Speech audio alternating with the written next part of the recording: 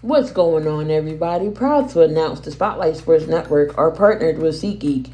Save $20 off your first order for live events, concerts, and sporting events, and more. All you have to do is just insert the promo code Spotlight Sports Network to save today. Again, that's Spotlight Sports Network and save $20.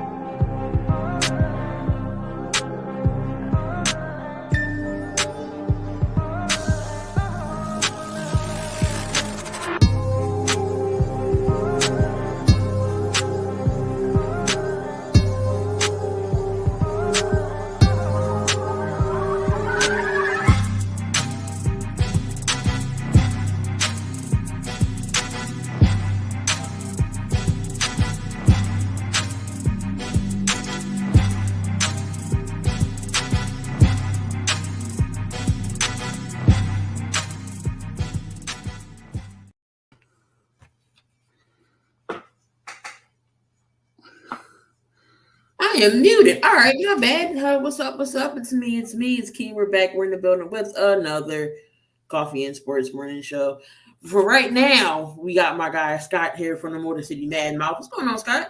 Hey, how you doing, Key? I'm getting ready for a big trip out to Talladega, Alabama. Want to know how far it is from where I'm located out in southern Florida? 731.5 miles, 10 hours, 56 minutes. Probably leaving about 5:30 today, so I'm hoping to be there by the wee hours of the morning. And if you wonder why I won't be on Monday instead, because I'll be driving through the night, I'll be sleeping because I'll be driving through the night, but I'll be ready to go Tuesday, though. So I have a No, really busy weekend out in Alabama. Not only is it a bucket list item that I've always wanted to do, I always have a deep passion for NASCAR and auto racing. So this is one of the events I'm looking forward to. I get Homestead in a few weeks, and then my target is to get to Daytona after the first of the year out in February. But first things first, I'm looking for a very, very busy weekend out in Talladega. I'm really excited about the projects that I can accomplish, as well as for my publication and my broadcast network as well. So I'm looking forward to giving you all updates next week when I return. that's definitely cool. Like I said, I'm not can't say I'm not big into NASCAR. I mean, I know of the sport. It's just I can't sit there for like 500 laps to see cars running around. Let me watch Well, the about amazing 20 part about it laps. is a lot of people can't, but when you go to there's certain sports that you can go to key in person. NASCAR being one of them, hockey in person. Sometimes you don't like to watch them on TV. I like to go to them all, but I can certainly appreciate where you're coming from. Yeah, no, I've seen hockey. Hockey is definitely fast paced. In person, I wouldn't, it's better than on TV because you get to hear the hits up close. Right. Especially with hockey. But no, NASCAR, I guess I wouldn't mind going. I guess it might be faster in person than it is on TV. But definitely. And while we're waiting for, I'm sure Coach will be in here momentarily. Let's talk about last night's game against the Miami Dolphins and the Cincinnati Bengals. Definitely was a good game coming in. I actually picked the Bengals to win this game. 27-15 was the final score. We all know what happened with Tua and his injury. It just seems like the game, like the Bengals' victory got outshadowed by what's going on with Tua right now.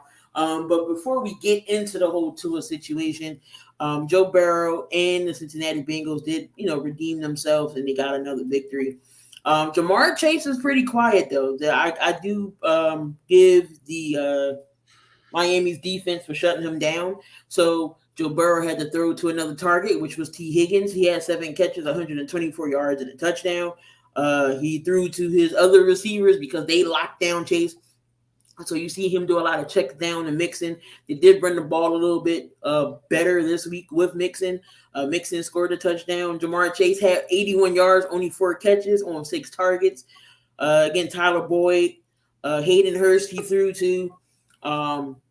We got Jake going this morning. What's going on, Jake? What's going on, you guys? Hi, Jake. Nice to meet you. Nice to meet you too, man. I heard a lot of good things about you, and I gotta say, great stuff. Getting great content here up onto the network. Very much Thanks. appreciative, and just Well, keeping up the good work. so who are you with? Um, oh, as far as the teams, No, I mean, who do you represent oh, on Twitter? I represent. Oh, I still represent the network up on Twitter. Yeah, But we on both channels. Jake doing the Mhm. morning show. We on Empire and the network, but Jake is a Spotlight Sports Network guy. Yeah. sounds good. Pleasure to hmm meet you, Jake. Really. Pleasure to meet you. Look forward to catching up with you in the chat room. We can talk a little bit too. Glad to Y- be with you today, though. yeah, All right, absolutely. so again, we just running over the whole last night's football game, and again, Joe Burrow did an excellent job getting the ball around to T Higgins because they did shut down Jamar Chase. So on the other side, we all know that Tua did get hurt and only had 15. Didn't score that much. But again, we all know the Bengals scored. But the real main topic is Tua Tagovailoa. We all know we've seen the injury. We saw him get carted off last night. He went to the hospital. But this even goes back further to last week's game where he did get sacked and you did see his head slam down. They did take him off the concussion protocol and they did put him back in. The main headline of this story: should Tua have even been playing at all? And Scott, I'll let you go first. You know, that topic will be debated down here in South Florida until the end of time. Me personally, I say no. He was too close. Maybe during a 7-day week, maybe short week. No, I really don't. I still have my reservations whether that was a back injury or a concussion. Everybody's playing the back injury. They have to go with the medical, is what you have to do. Does that mean that there's enough recovery time in a short week? Nah, I'm sorry. I can't buy it. I've been around the NFL, Jake, for close to 40 years, my friend.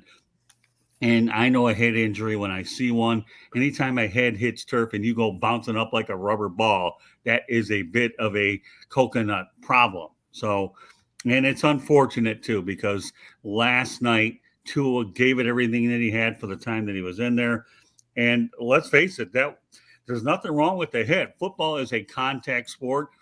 Players go down that hard. It's certainly not as gruesome as the Theismann Taylor hit, but on national TV or prime, whatever you want to call it, we all saw it, or those that have it. I think it was a bit premature. I really, really do. And that's just, I don't know what else to say. I mean, Teddy Bridgewater did well. But before, there's one person I want to mention that you could probably see action later this year is a guy by the name of Skylar Thompson, the kid out of Kansas State, I believe. Here's a guy that made the roster. Okay. We all know that Tua Tagovailoa's injury situation, to me, has been chronicled. It's too bad that Ryan Fitzpatrick had to see it because he'd think I'd be in the ball game if I stayed another year or two. And he interviewed him from what I understand the night before. So I guess key to answer your question, I think him being there might have been a little premature. 7-day week, yes. Short week, no. So, Jake, my question to you is just looking at the hit from last night. Is the NFL going to look into this? Honestly, they should. And I think part of it, I would like to speak to the person who was dealing with the concussion protocol and figure out how exactly did he get cleared that fast of short rest. There's no way, because first of all, you watched last week's game against the Buffalo Bills, and when he got knocked down and he got hit hard on the head, you could see the offensive lineman picking him up, watching him jog back to the huddle, and he was not himself. He was absolutely dizzy. That started kind of creeping up on him, and that's where the lineman had to go and assist him because of that, and he was taken out of the game. Now, I agree with Scott on this because of the fact of, yes, this was absolutely premature because, first of all, there's three people to blame here. One, you're blaming parts of the NFL because what have we pushed for so long, for years? Safety, player safety. We've been pushing for that for years. And then look what happened last night. The other is going to be the Miami Dolphins. Whoever it is on the medical staff that is treating these players, making sure these players clear protocol so that way they're game ready or even season ready for the rest of the year. And whoever is doing these tests, I'd like to have a separate word with them because, first of all, apparently safety doesn't seem to care to them. And that's where I'm kind of like, this is ridiculous. And everybody in the public, because majority of of our society loves watching football, and they just saw that before their very eyes, and that's why everybody's all irate this morning.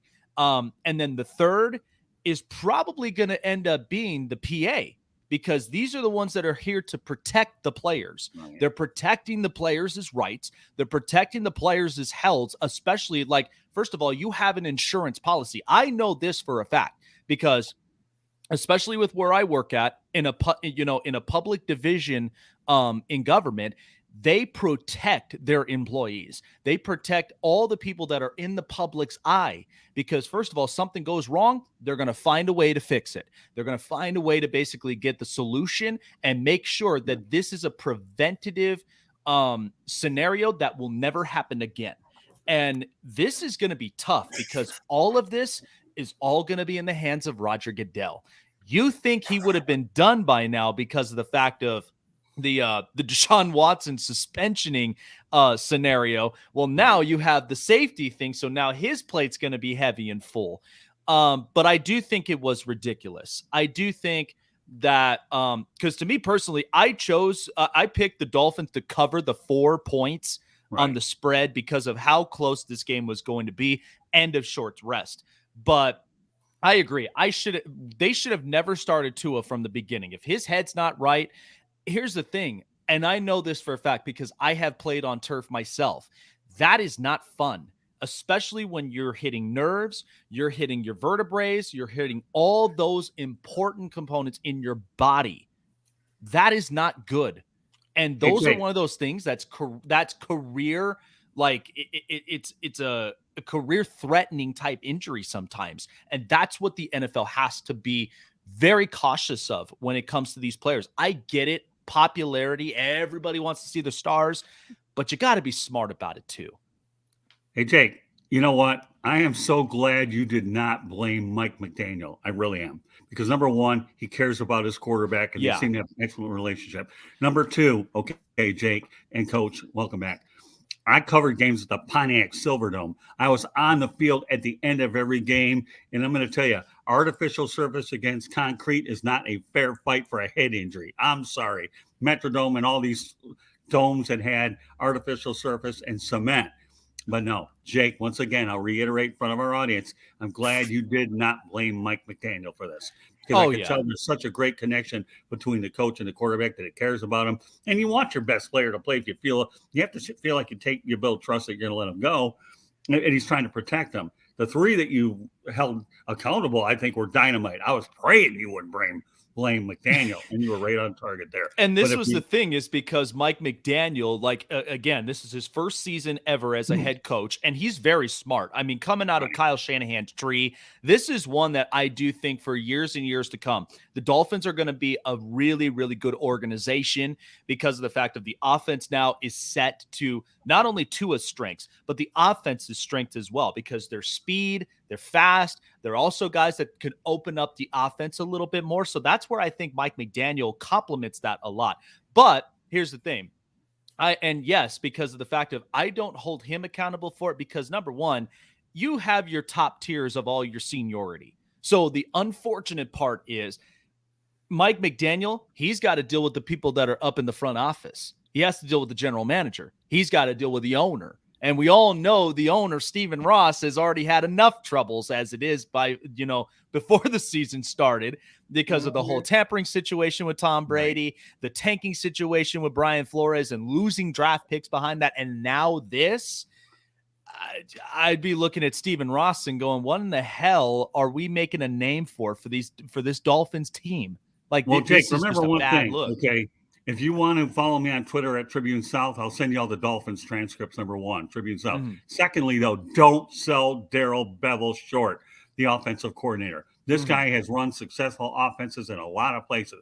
Seattle, Detroit, Jacksonville, Miami. Not that call on the 1 yard line, but we're not going to do it. Well, you know what, though? I get it, but you know what? The man's body of work, okay, is everybody makes one mistake, but if you're consistent majority of the time, Right. I mean, you're well Well, respected. let me tell you what, though. I was up in Jacksonville for a couple of games when Bevel was the interim coach, and I had a chance to talk to him covering the Jaguars. And you want to talk about a guy who I think should get a head coaching job at some point. I hope he does. He's been in 2 interim situations to clean up the mess. But don't sell Darrell Bevel short. Mike McDaniel needs Darrell Bevel. And if you saw that game last night, you saw Bevel talking to Bridgewater and so forth.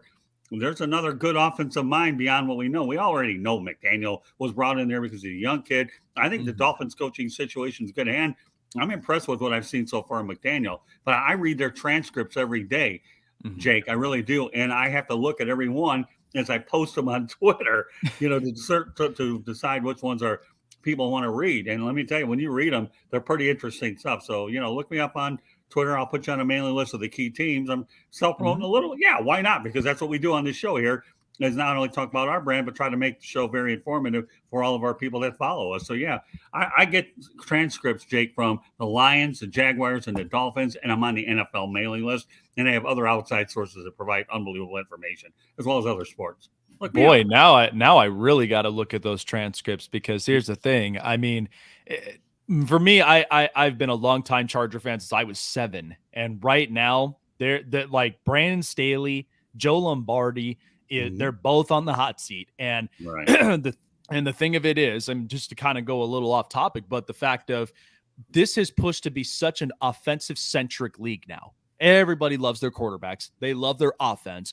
And you got to have them primed up to where you're protecting them.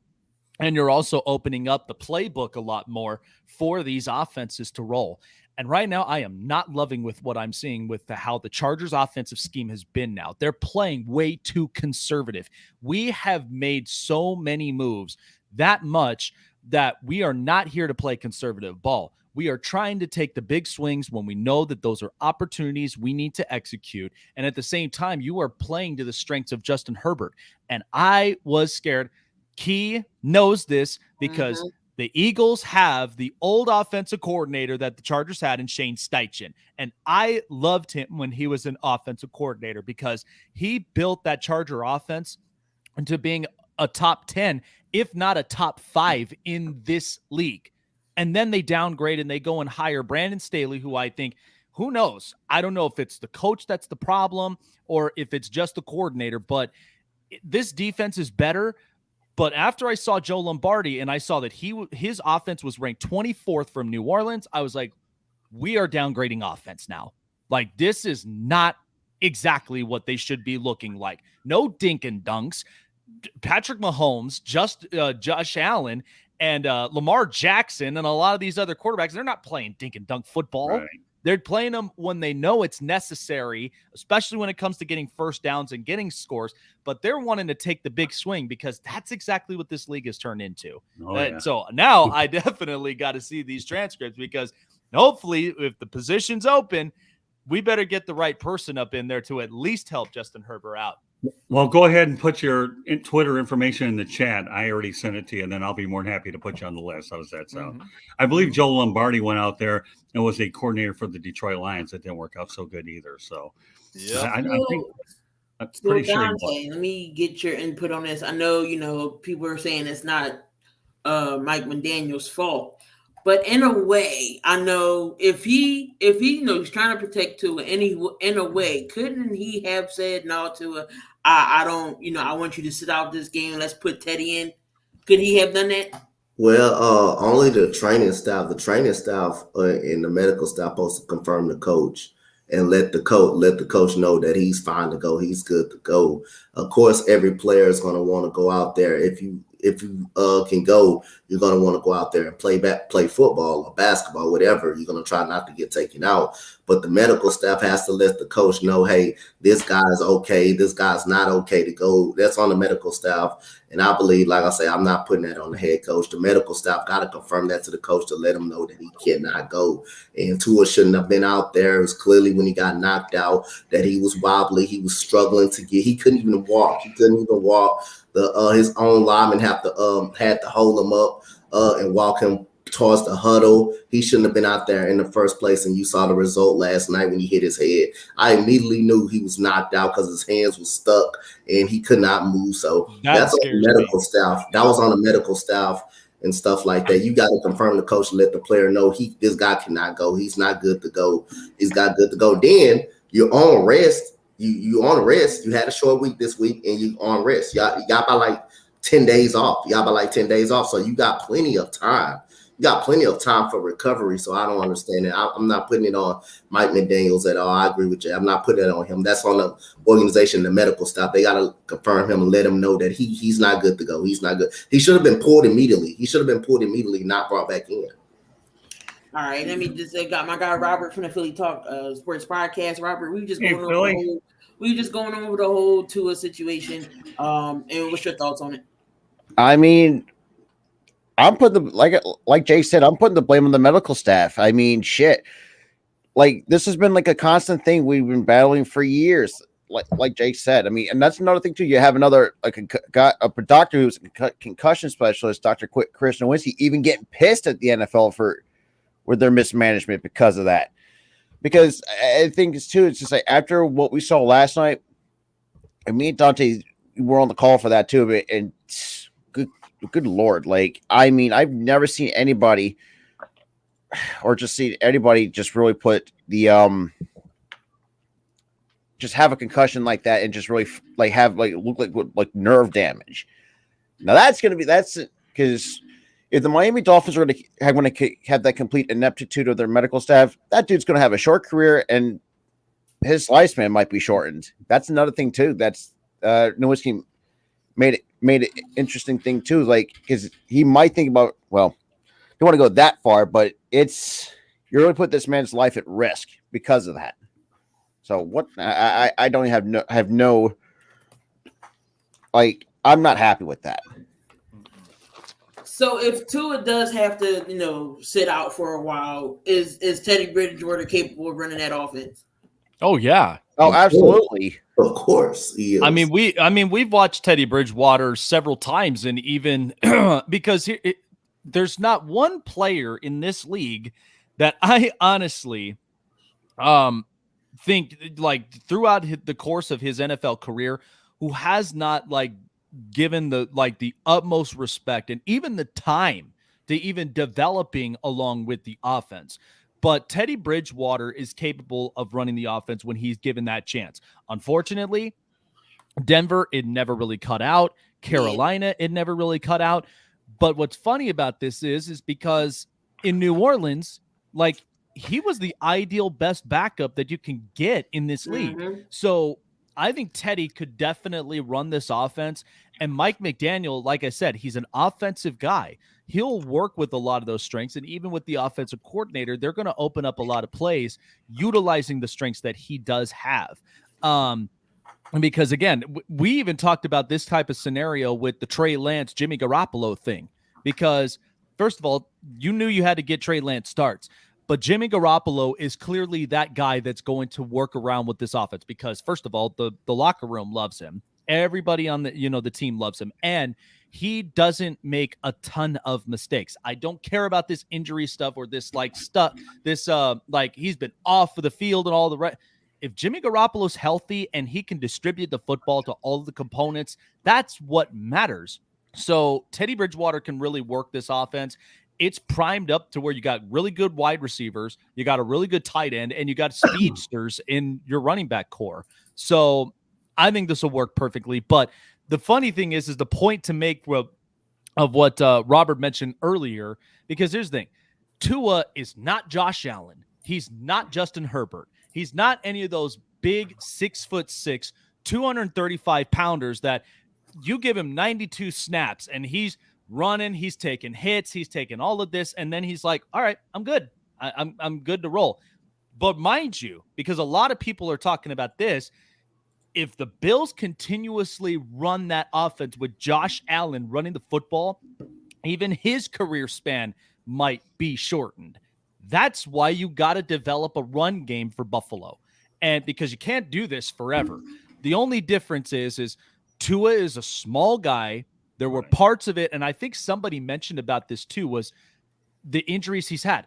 He's a guy that had a hip injury. He's a guy that, ended up having, this injury that ended up happening this past week and now this last night.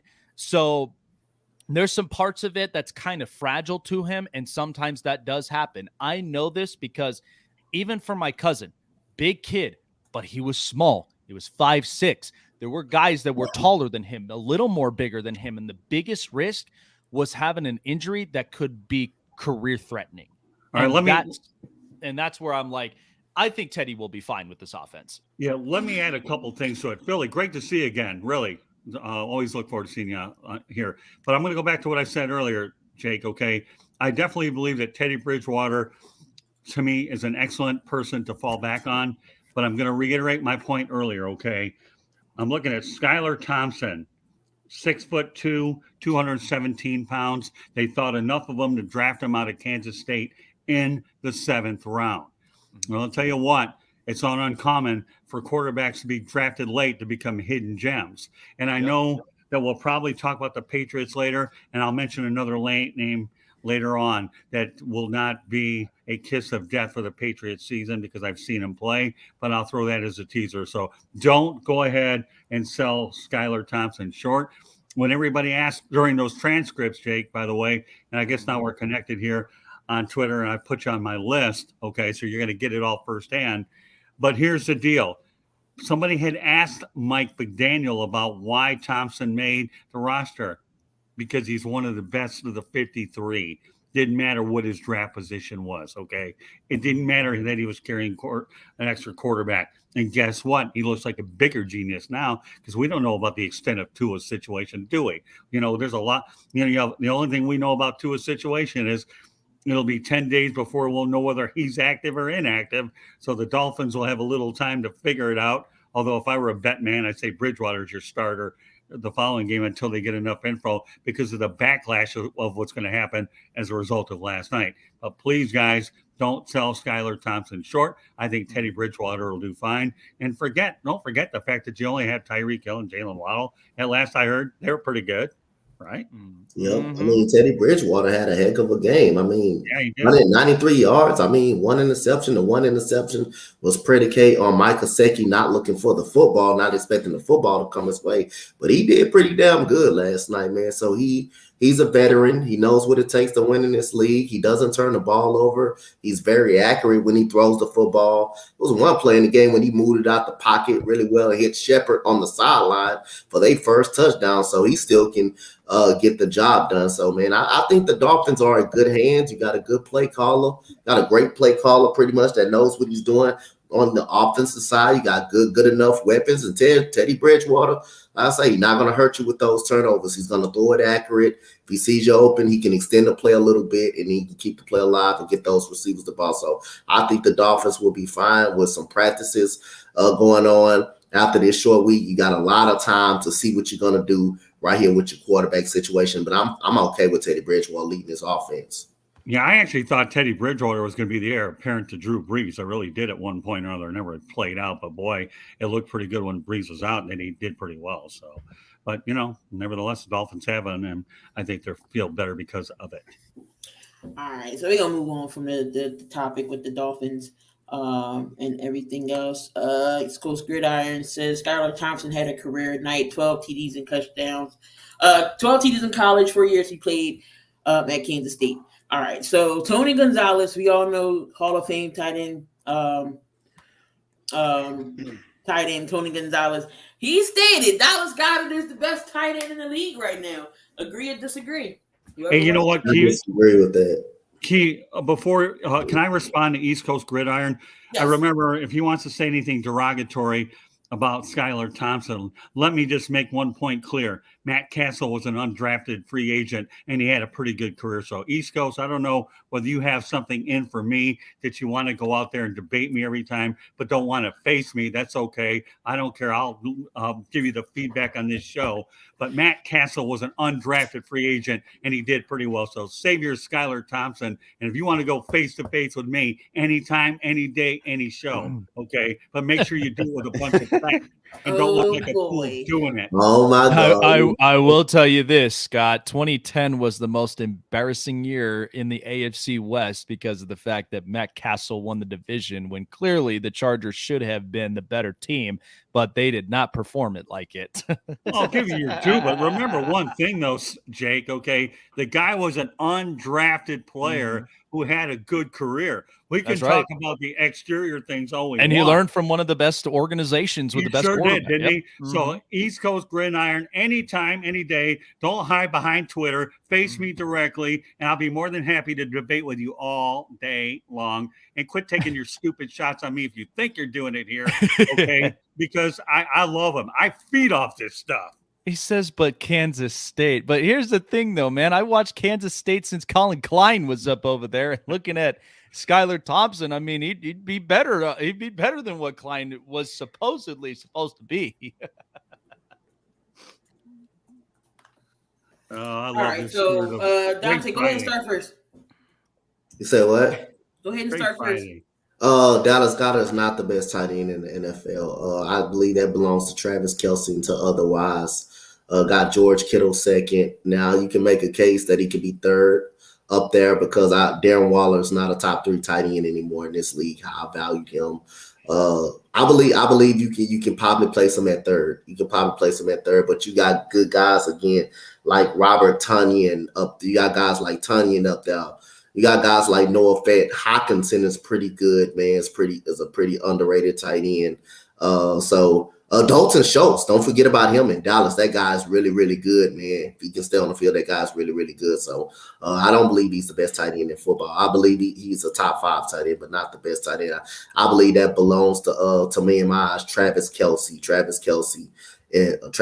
That's my top tight end in the NFL right now. And George Kittle, those are 2 of the top 2 tight ends in the NFL. And if you can throw Mark Andrews up there. Mark Andrews is number 3 or number 2, how you slice it. But I had Darren Wallace my top 3. He is not a top 3 tight end anymore in this league. So, Robert, would you put Goddard in the top 5?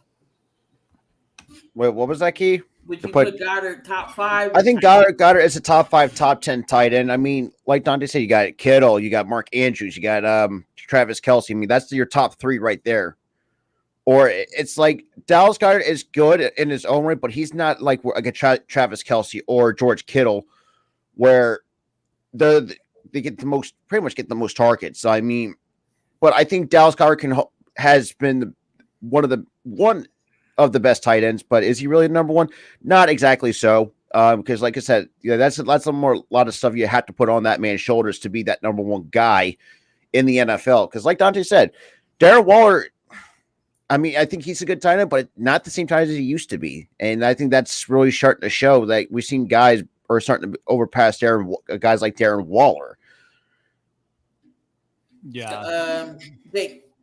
Yeah, no, I agree. He's not obviously right now the best tight end in the league because this is kind of funny coming from a guy who literally used to be in a tight end class with Antonio Gates.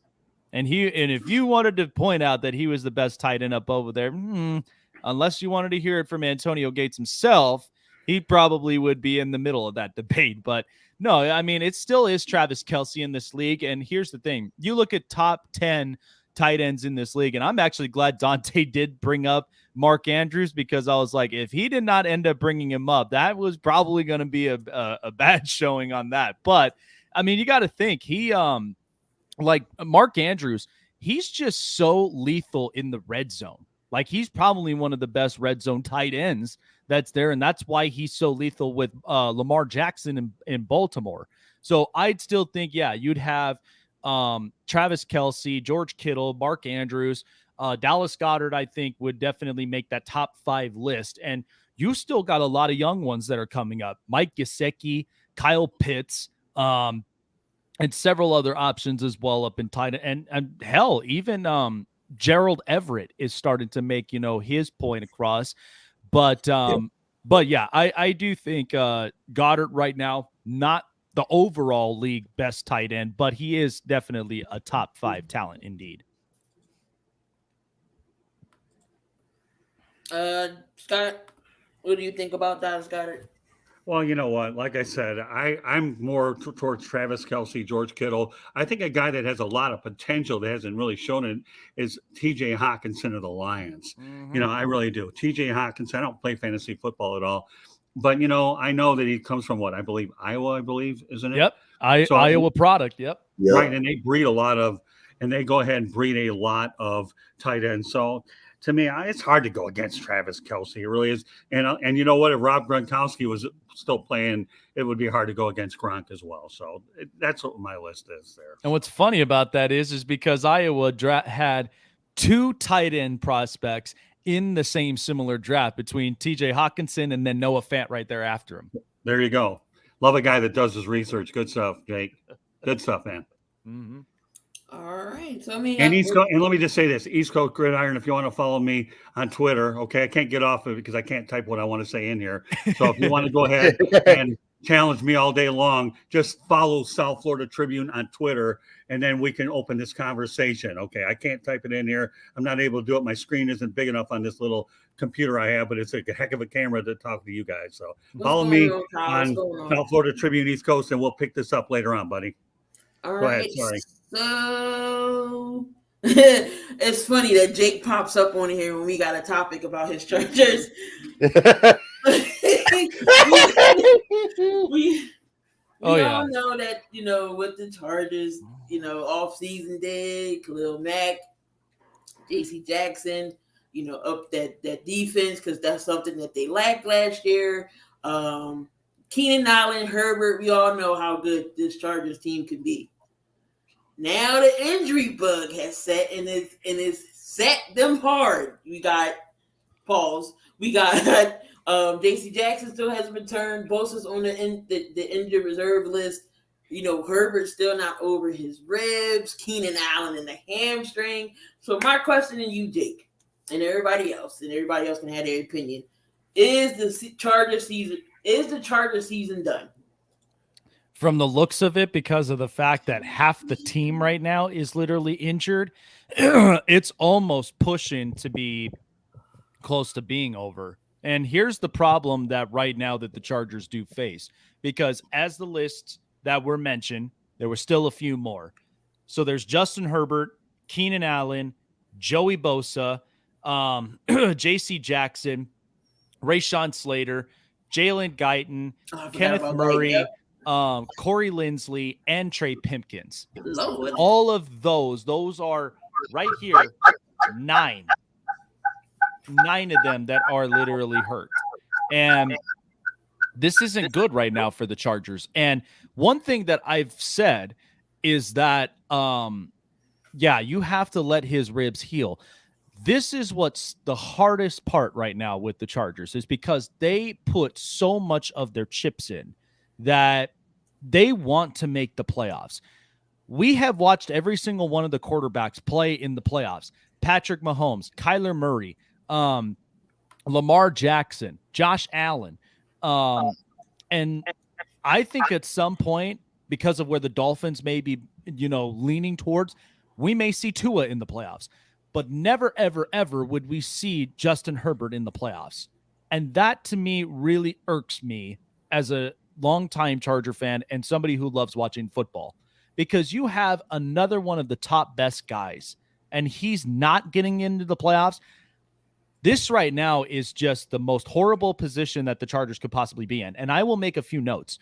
Number one, I've said this over and over and over again. And I think NFL fans are starting to realize why the preseason is in play, why we need preseason.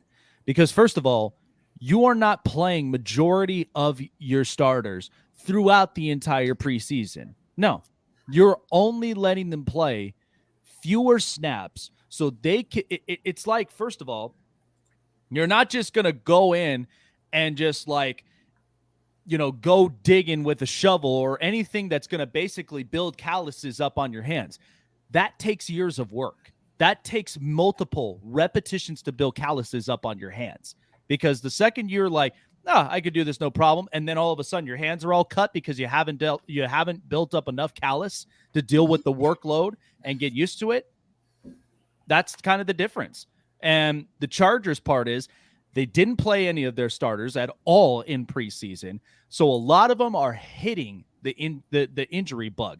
I mean, if I have anybody to blame, I'd probably blame Baltimore, because Baltimore got hit with the bug that bad that now they had to transfer it over to the Chargers. But all jokes aside, this needs to be better. Number two, why are we playing conservative ball? This was not what this team was built to be. This team was built to have a solid offensive line for Justin Herbert to have enough time in the pocket to throw.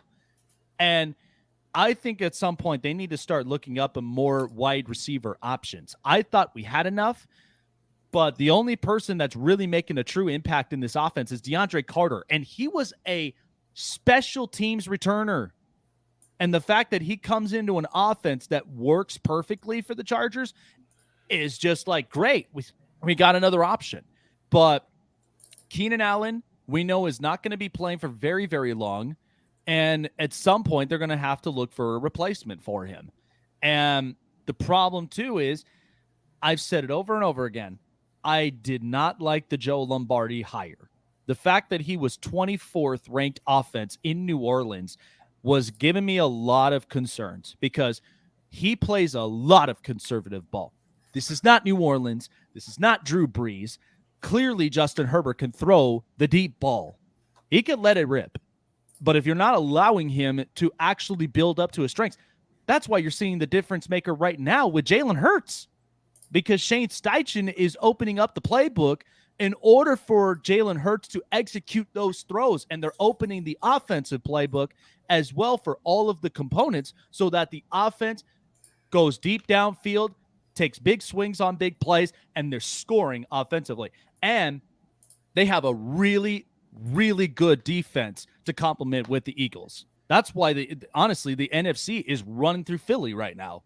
And, but in this case, this is building up so much heat, because you cannot let an MVP caliber quarterback in Justin Herbert not make the playoffs for the third consecutive year.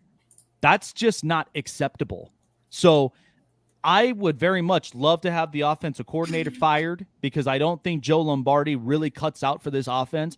Ronaldo Hill really has helped out, especially with the defensive coordinating position and what Brandon Staley's trying to build up.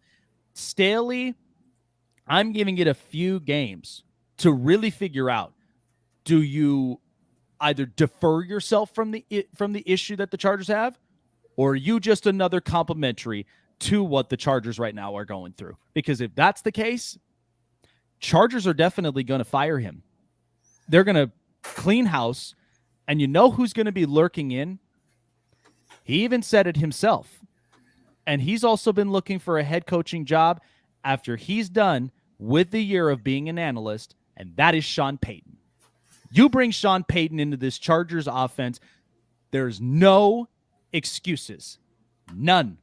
You have to be playing to every ounce of this team's strengths. If you want to make this this makes the playoffs, and at the same time be a threat in the playoffs, you got to be smart. But you also got to be somebody willing to take big swings. You don't do it, you're not going to cut it in this league. That's why the Dolphins are the way that they are. That's why the Bengals right now are starting to rebound, and they're looking like themselves. That's why the Chiefs have been the way that they were. So that's what I have on it. I don't want to say that the season's completely over, but it is very much leaning towards it. And I'm just sick of the way that we've just been underachieving every year. And again, I'm not letting Freddie freaking poke the bear. Not letting him do that, because first of all, you gotta be. I will give you slices of humble pie for you to eat, my friend. Because first of all, that team, when the day that they win the championship, it is not for LA. It is for everybody in San Diego. So get that right. So, yeah, this is just a terrible look right now for the Chargers. Now, Scott, you're muted only because you got two screens up and we hear your echoing. Let me log right back. Can I log right back in? Yeah. All right, thanks. Dante, I'm gonna let you go with you. I'm gonna plead the fifth on this one. because like I say, I don't want to say a team season is over after 1-2 or 1-3. I don't want to say that. But they do got some cause of concerns with everybody injured. I don't know if they out. I don't know if they out all the way through. I know Justin Herbert still is playing on a rib injury. That's a little risky, right there. It just depends on when everybody comes back. When everybody comes back healthy, we know when Keenan Allen's on the field, he's one of the top route runners in the game. You can arguably guess he's a top 10 receiver in this league. Jalen Guyton, I like him. I like Palmer. Gerald Everett, like him. J.C. Jackson got to get healthy. One of the top corners in our league. But at the end of the day, I'm gonna plead the fifth. I want to say a season is over on a 1-2. It depends on when these guys come back right and come back healthy. If they're still in it, by the time they come back healthy, then I think they got a shot. I had the Chargers in the wild card race. Went into one of the wild card spots coming into this season, but I was dead wrong about the Las Vegas Raiders. I'm off them already. So again, it just depends on when these guys come back right. But one thing I already said I don't like Coach Staley. I don't like his play calling. He gets conservative. He go for it every fourth down, which is I don't mind you being aggressive, but it's the team it depends on who you're going against. When you're going against someone like the Chiefs, you got to be able to put the ball in the end zone. You got to be able to put the ball in the end zone. You got to be able to put points on the board to keep that pressure on that offensive. And Patrick Mahomes did. And at the like I say, they should have owned a win against the Chiefs. It just bad decision making at the wrong time by Justin Herbert. Everett gave up on the play. He gave up on the play in the coaching style. And what you call it should have almost could have called a timeout because Everett was completely gassed. He was gassed out. He was doing this. He was doing this. Take me out. And he didn't adjust. And Everett, that's why the interception was really thrown, because he didn't care about the play. He didn't try to even fight to make the play. But again, that's the decisions that Coach Staley his decision is questionable. His decision making is questionable. His coaching is questionable, and I do not like the head coach of this football team. And I hope he improves on the play calling. But right now, you can't play conservative with an offense like this. Especially if they're healthy, you cannot play conservative. Especially like I mentioned, I mean, the offensive coordinator too. That's already been proven as well. If you're not taking big swings on that offense, then what the hell did we build this offense for? All right, Robert, what you think? All right, I'm back. Honestly, like I'm with Dante. I'm pleading the fifth on this one because, I like what the Chargers have, but it's just very unfortunate of what they're going through. I mean, it shows that if Justin Herbert, especially with the fractured ribs that he has, let's be real, like that's one issue in and of itself. Like you don't have Keenan Allen, that stinks as well, because you don't have a good route runner on that offense. You're going to wind up struggling. I mean, you had guys like Joshua Palmer kind of had to unfortunately step up in certain play situations. I mean, Mike Williams is still. I mean, Clemson still has to pump out good wide receiver talent. So I appreciate Mike Williams coming from that school. But I mean, overall, it's just like the offensive play calling has to be better. I think with Jake though, I mean, if the offensive coordinator is not doing his job at this point, just get out of it. Just give him his pink slip. I mean, that's the best way to put it. All right, I'm back. Sorry about that. All right, Scott, what's your take on Chargers? Their season done? Well, I guess I'll double up. I guess unless there's another Don Coryell walking in that door, okay, Brandon Staley is the farthest thing from it. And yes, I do agree that Sean Payton would be a good fit there. We all know that he can fix the quarterback situation and make a lot out of nothing, although I don't think he was able to convert James Winston into another Drew Brees. And again, that takes a lot to do it. So, I don't know. I guess I wasn't overly impressed with the Brandon Staley hire in the first place. A lot of times people are looking for these sexy young guys that can be the next Sean McVay, Sean McDermott. I don't think a guy like Brandon Staley goes for it every single time fourth down is going to win me over a whole lot. And that's probably the major reason why I struggle with him. Don't get me wrong. He's not a bad kid. He's not a bad coach. Some guys are just not cut out to be head coaches, especially if they're offensive coordinators, regardless of any age. If you want a history lesson of that, I'll give it to you. What about Norv Turner, one of the best coordinators on the planet, but never panned Oh out yeah. as a head coach? So take it for whatever it's worth. Okay. The way I look at it is this. Okay. Brandon Staley seems like a good kid. Maybe I'm a little premature in my comments on it, but the reality is I'm not quite sold on the guy. I'm really not, and I think it changes in. Well, I believe. And we got my guy. Pardon me. Esel, aka East Coast Gridiron, is in the And building. there's Coast, what's going on? ECG, as everybody finally asked for. Hey, good morning. Good morning. East Good morning, Coast, good my to friend. see you. Maybe one of these days you can reach out to me on Twitter instead of blocking me when I gave you a transcript. Bro, ain't nobody asked you to tag me in And post. I didn't even ask, dog. friends instead of enemies. So when you want to be a friend, East Coast, you look me up and get the block off, and then we'll be buddies instead of adversaries. Okay, I'm a nice guy, have a lot of good information. Just some people can't handle it. I can. God, it's okay. So here and Oh hell! I'm really gonna need my. I'm really gonna Really? Really? Do we got to get Freddie up in here too? Really? Do we got to get no. Hey, Freddie, how you doing, man? Hey, I'm ready to go to Talladega. You ready? Hey, I got donuts and I got Dr. Pepper, so I'm gonna just sit back here.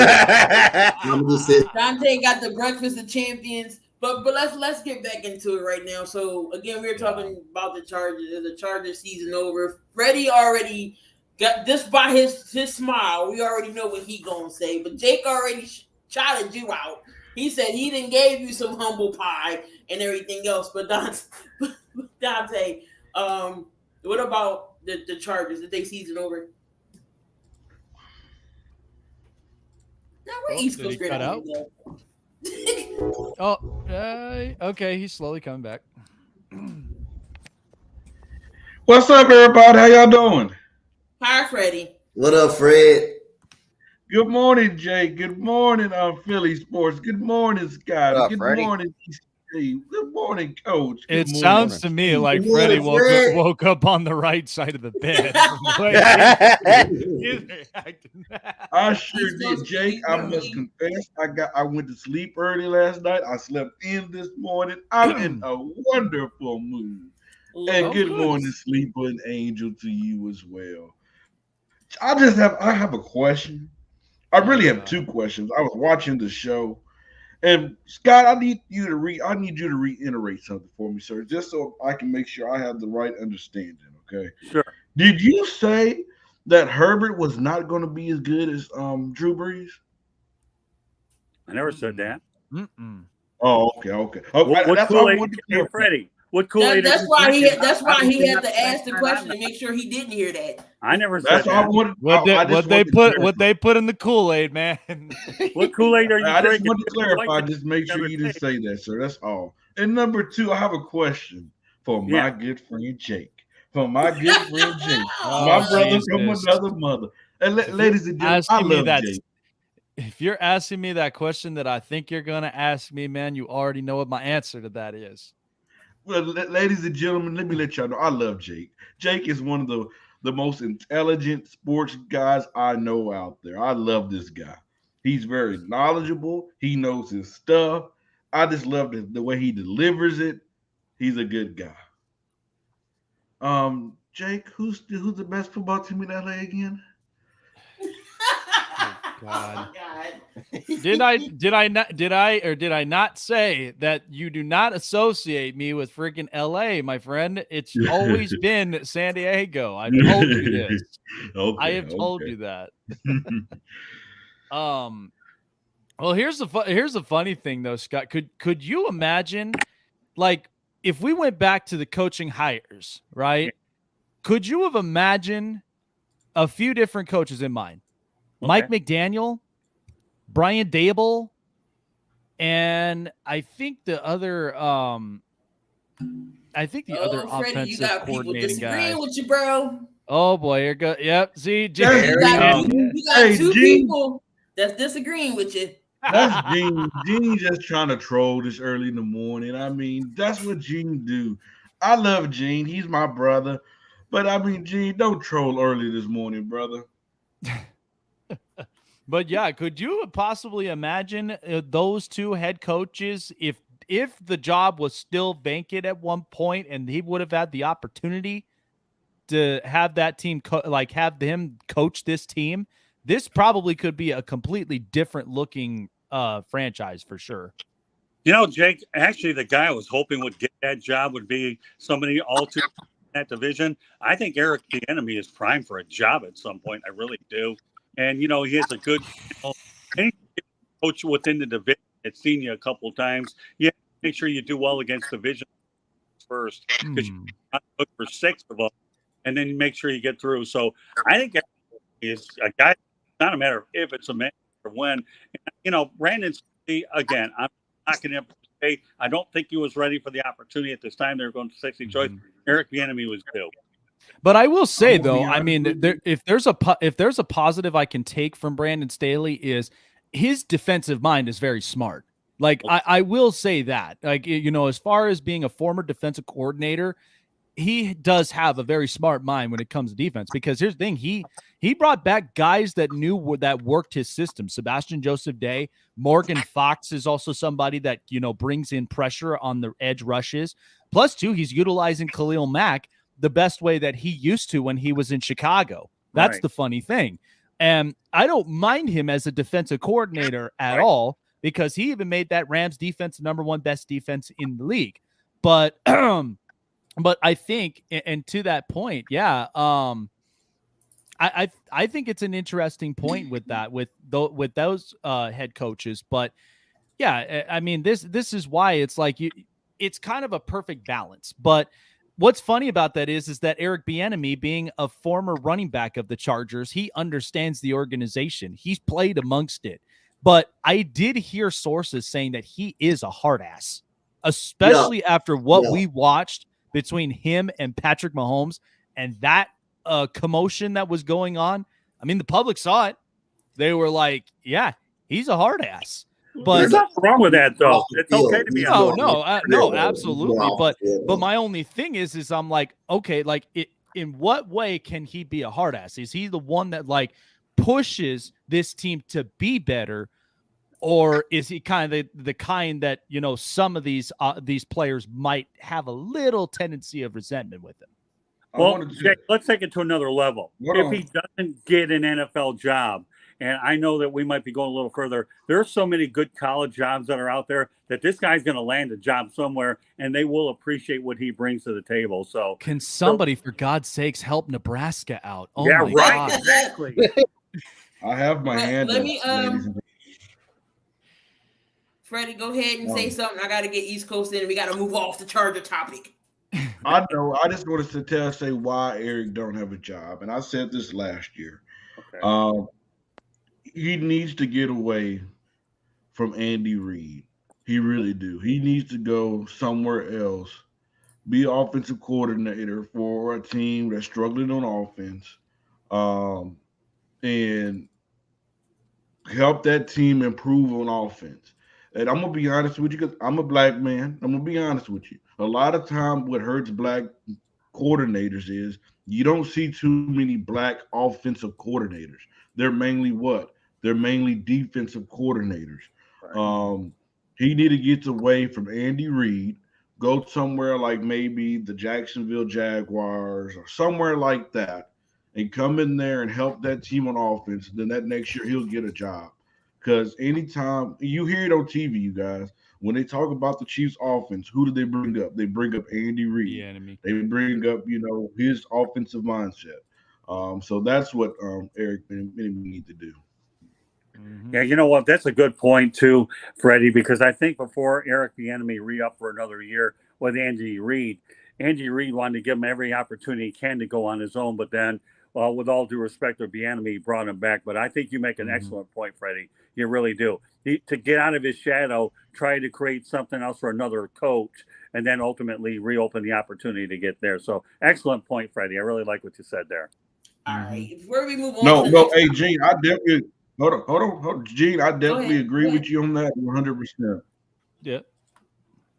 All right, East Coast, before we move on to the next topic, your thoughts about the Chargers?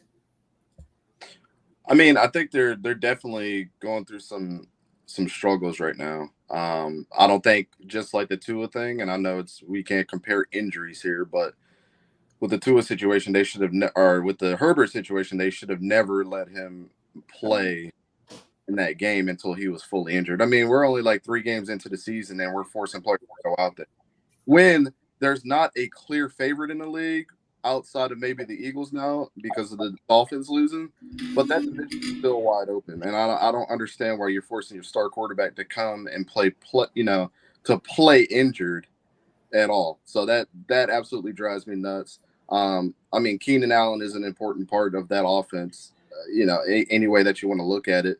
Joey Bosa got injured early in the game, and they're still trying to mesh on that defense. J.C. Jackson still doesn't look like he's 100%. So, I mean, when you're looking at all those pieces together, and I still have them as my Super Bowl favorites, just like I have the Vikings still in the Super Bowl as well. I mean, it's too early to tell for me when everybody's arguing that is the best division in football. And I mean, I think it's still too early to tell for the Raiders too, no matter how hard that everybody's on them right now. Like, everybody's expecting that all these super teams are going to be immediately so good. They're thinking that everybody's going to have the Eagles' success when the Eagles haven't really played everybody says, oh yeah, the Lions are tough and things like that. But look at the Browns over the last couple years. Talk, sir. Go ahead. No, talk your talk. Preach. You preaching right now. What I was saying about like the Browns the last couple of years, I think it was the 2020 team when they put all those pieces together and they didn't have the season. Everybody was like, oh, they're going to the Super Bowl. Over the history of time, regardless of what happens, regardless of the cap space, regardless of the money that gets spent, regardless of the players that get brought in, they don't mesh well together immediately. It was too heavy for Baker Mayfield. Yeah, and then you also have that too. But I'm on the point where I never like to put a blame on just one player.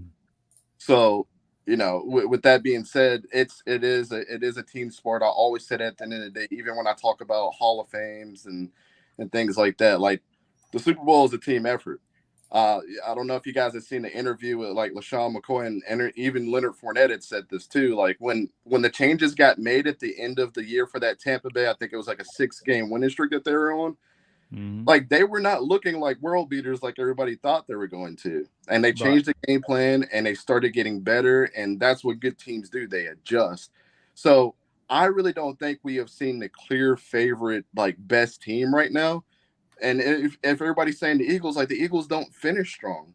They hurt in the second half of games. So, I have to look at the full situation. I'm not scared right now. We're only 3 games into the season. Week 4 has just started. I think the Dolphins will be okay. Having Teddy Bridgewater come into a game where, they're already dealing with the traumatic incident of Tua right now. And that organization is probably the worst in the NFL right now. And it makes me not want to watch the NFL when I see things like that happen and the things like with Justin Herbert happen. But as the organization, you have to save these players from themselves because they're going to want to go in and they're going to want to play. It's just I've played the sport. I know a lot of you guys up here have played different sports. Doesn't matter what type of injuries you have. You want to go out there and contribute to your teams, but it's up to them to save their assets. They're spending a lot of money on these players. That's the exact reason why Lamar Jackson is not getting paid right now because he plays reckless. It sucks. He's a great player. But why would you pay somebody $280 million to go out there when any given time he can run out there and get hit in the face by Khalil Mack and break his leg? Yep. So, that's just a matter of the situation. But here's what's funny.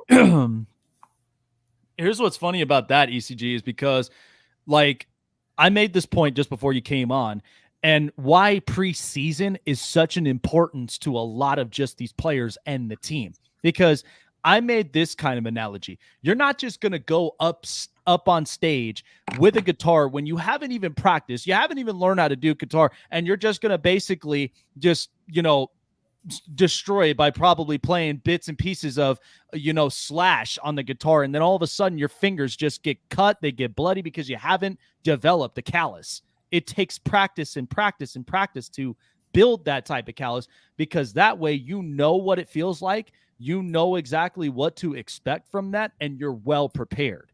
Like That's kind of the biggest thing that I look at when it comes to preseason and even keeping these guys healthy.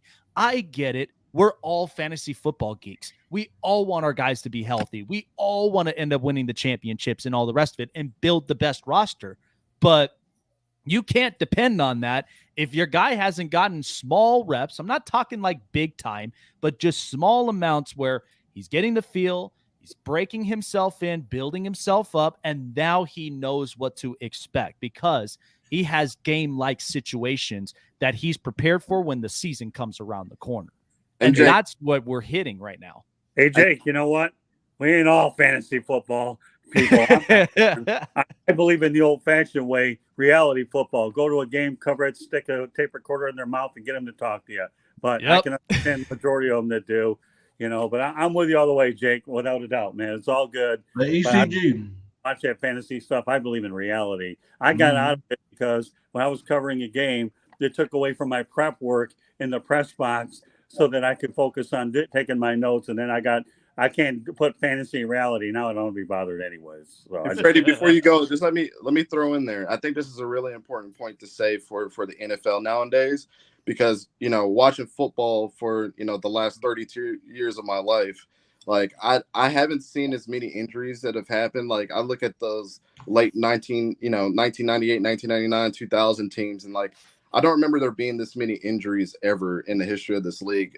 Now that there is today.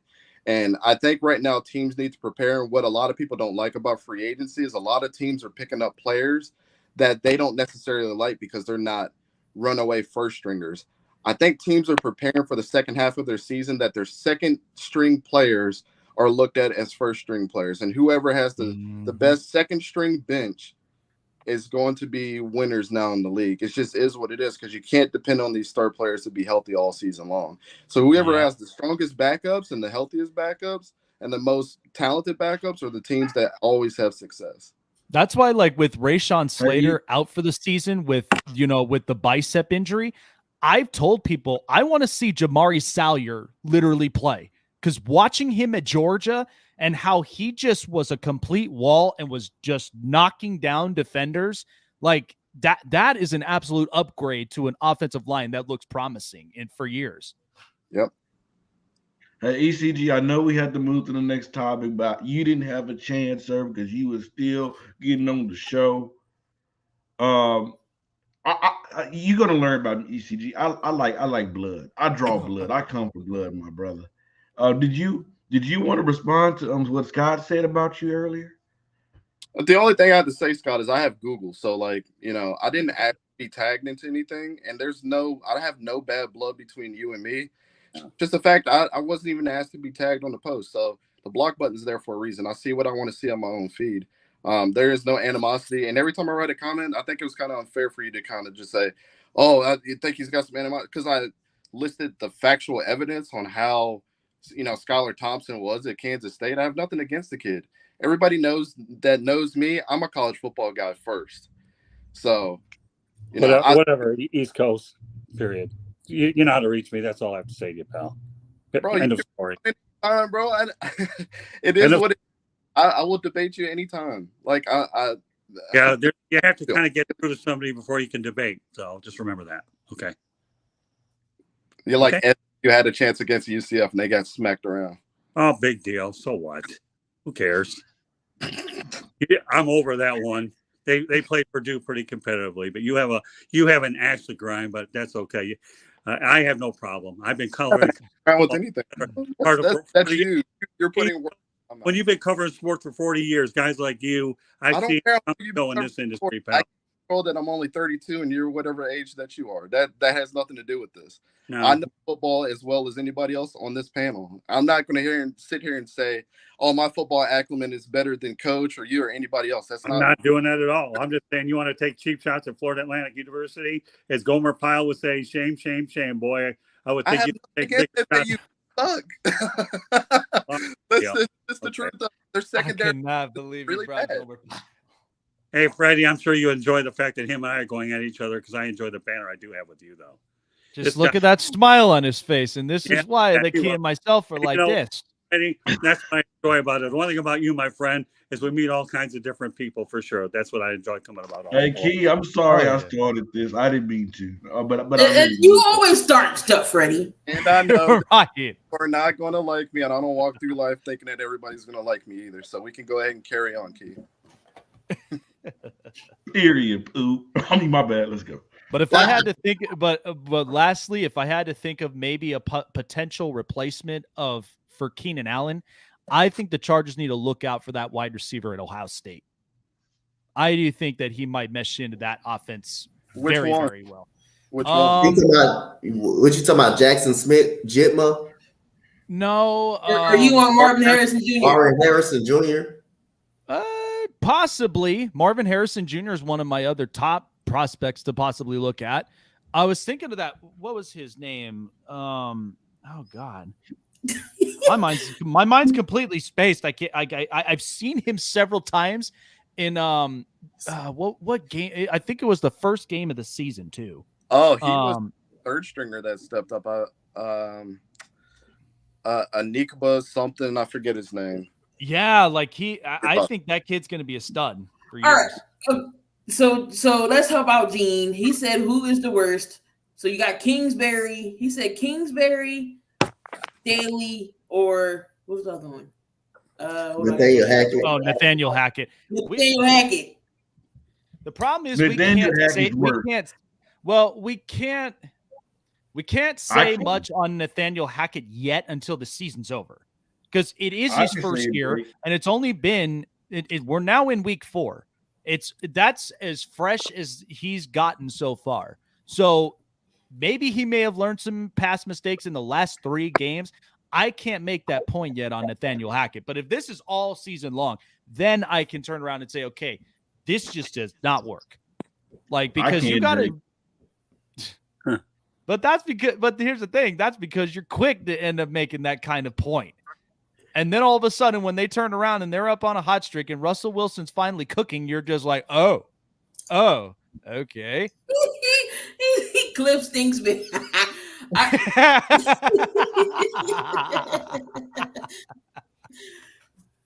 All right, so we got to move on for the Chargers. We got to move on. So I don't even want to get into this question. I was going to ask who's the better St. Brown brother, but everybody's going to say Detroit. Oh my God! I don't know. I'm on. Yeah. So all right. So what does Mac Jones' injury mean to the Patriots season? Coach, go first. What it means to the Patriots season, I don't know much. I'm not gonna lie. I seen Jared Stidham in Auburn. Well, he's not even in Auburn. We talking about my guy from Western Kentucky. Yeah, Bailey Zappi. Yeah, Bailey Zappi. I'm gonna have to plead the field, but I know it ain't good. I know it ain't gonna be good for the Patriots. I know it ain't gonna be solid for him. This is first time it's gonna be starting. It's gonna mean a lot. They're gonna need Matt Jones, but that means again the Patriots gonna have to rely on the run game. They're gonna have to rely on Harrison and rely on Stevenson a lot more. So again, which one do you go with? I mean, you go with the veteran Brian Hoyer or Bailey Zappi. You gotta think he's gonna go with the veteran Brian Hoyer. So again, you're gonna have to still rely on the run game. So Brian Hoyer probably give you a better opportunity to win, but you're gonna have to rely on the run game and some tough defense for the New England Patriots. But it's not looking good for New England right now. You know what? Let me go second on this one if I can. I saw Bailey Zappi play with Western Kentucky. The guy was phenomenal. And Bill Belichick is going to wind up becoming a genius over this pick because you know what? This kid he shows you that you can go ahead and find another quarterback later in the draft instead of in the first round. It isn't going to be as bad as I think most people will think for the Patriots. I think Bailey Zappi, to me, will get an opportunity. And when he does, he's going to do well with it. So I actually like the probability. You know, I was hoping actually my hometown Lions would pick up Zappi because I know that they were looking for another quarterback at some point. They've gone with Goff and all that. But no, I actually think that they'll be fine. Zappi's the future of the Patriots if Mac Jones is unable to stay healthy. I actually like the pick. I thought it was a brilliant move. We all know Dante's been a big college guy, and he's always talking about Zappi. So you think it should be Zappi or Hoyer starting? I mean, is this for Coach or me? It's for you. I'm sorry. It's for you. Yeah, 2 Dantes. I always get confused when I'm in here.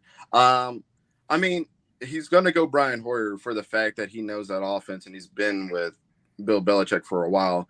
I think the only reason that Brian Hoyer would not be the starter over Bailey Zappi is just because of the fact that if Brian Hoyer is not doing the things that he needs to do, and of course, Bill Belichick's going to look and see if there's a bright spot with Bailey Zappi.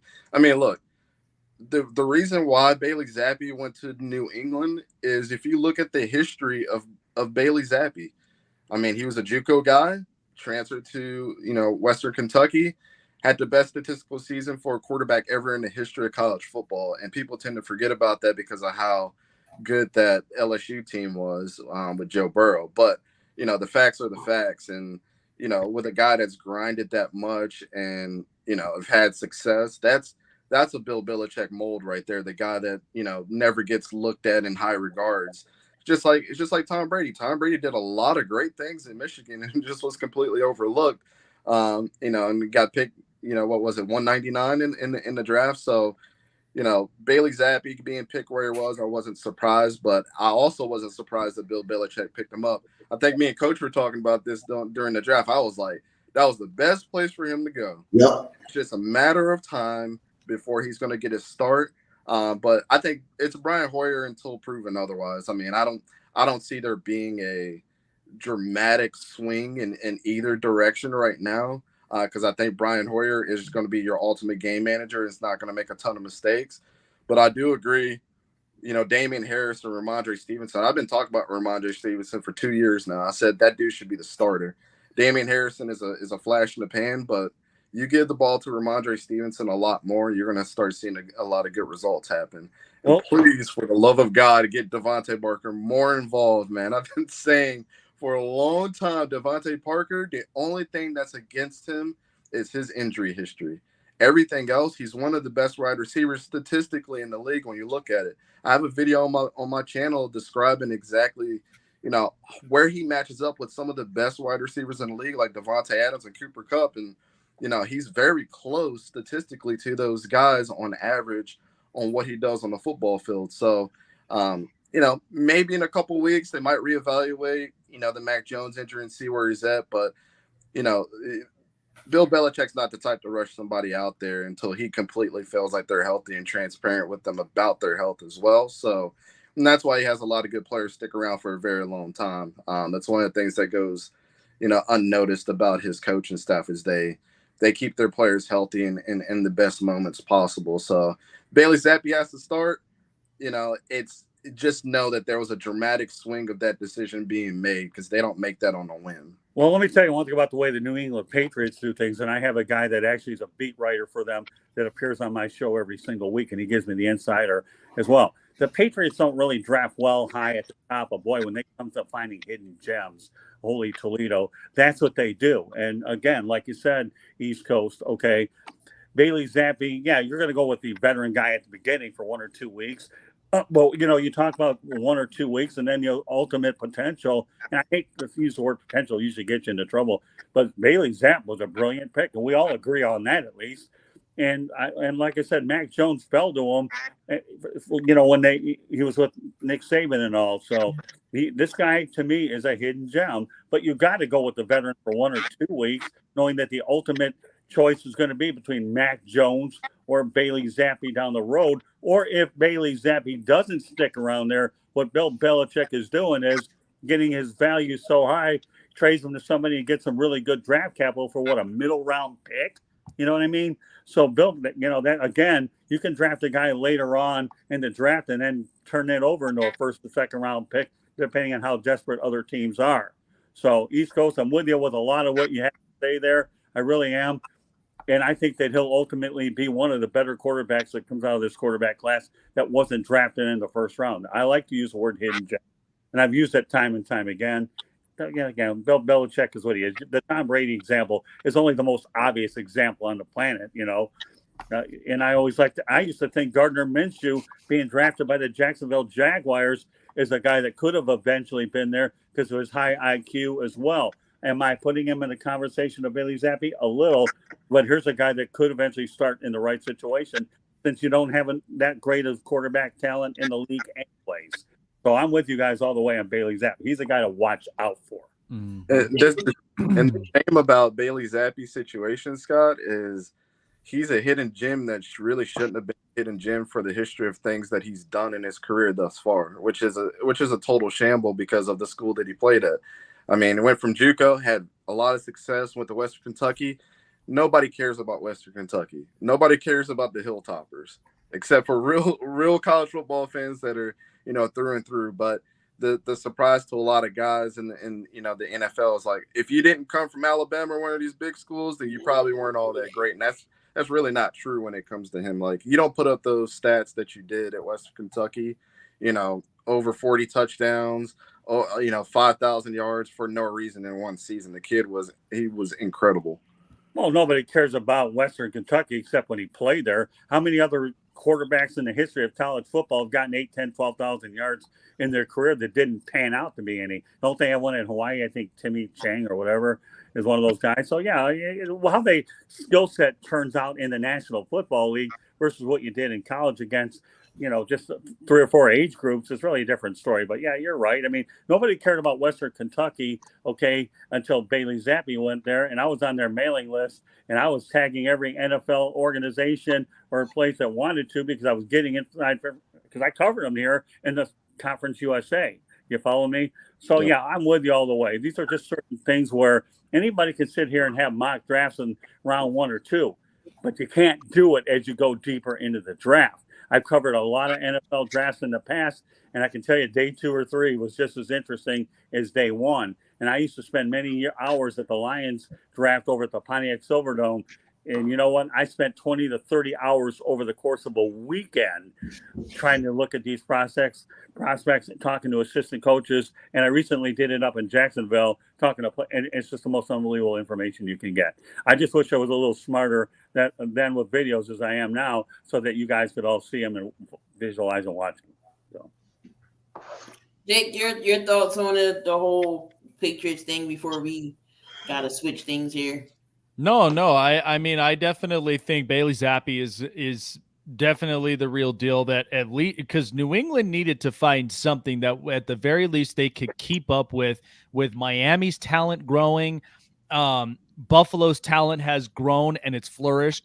And I think at some point the Jets' potential is going to start being on the uprise as well.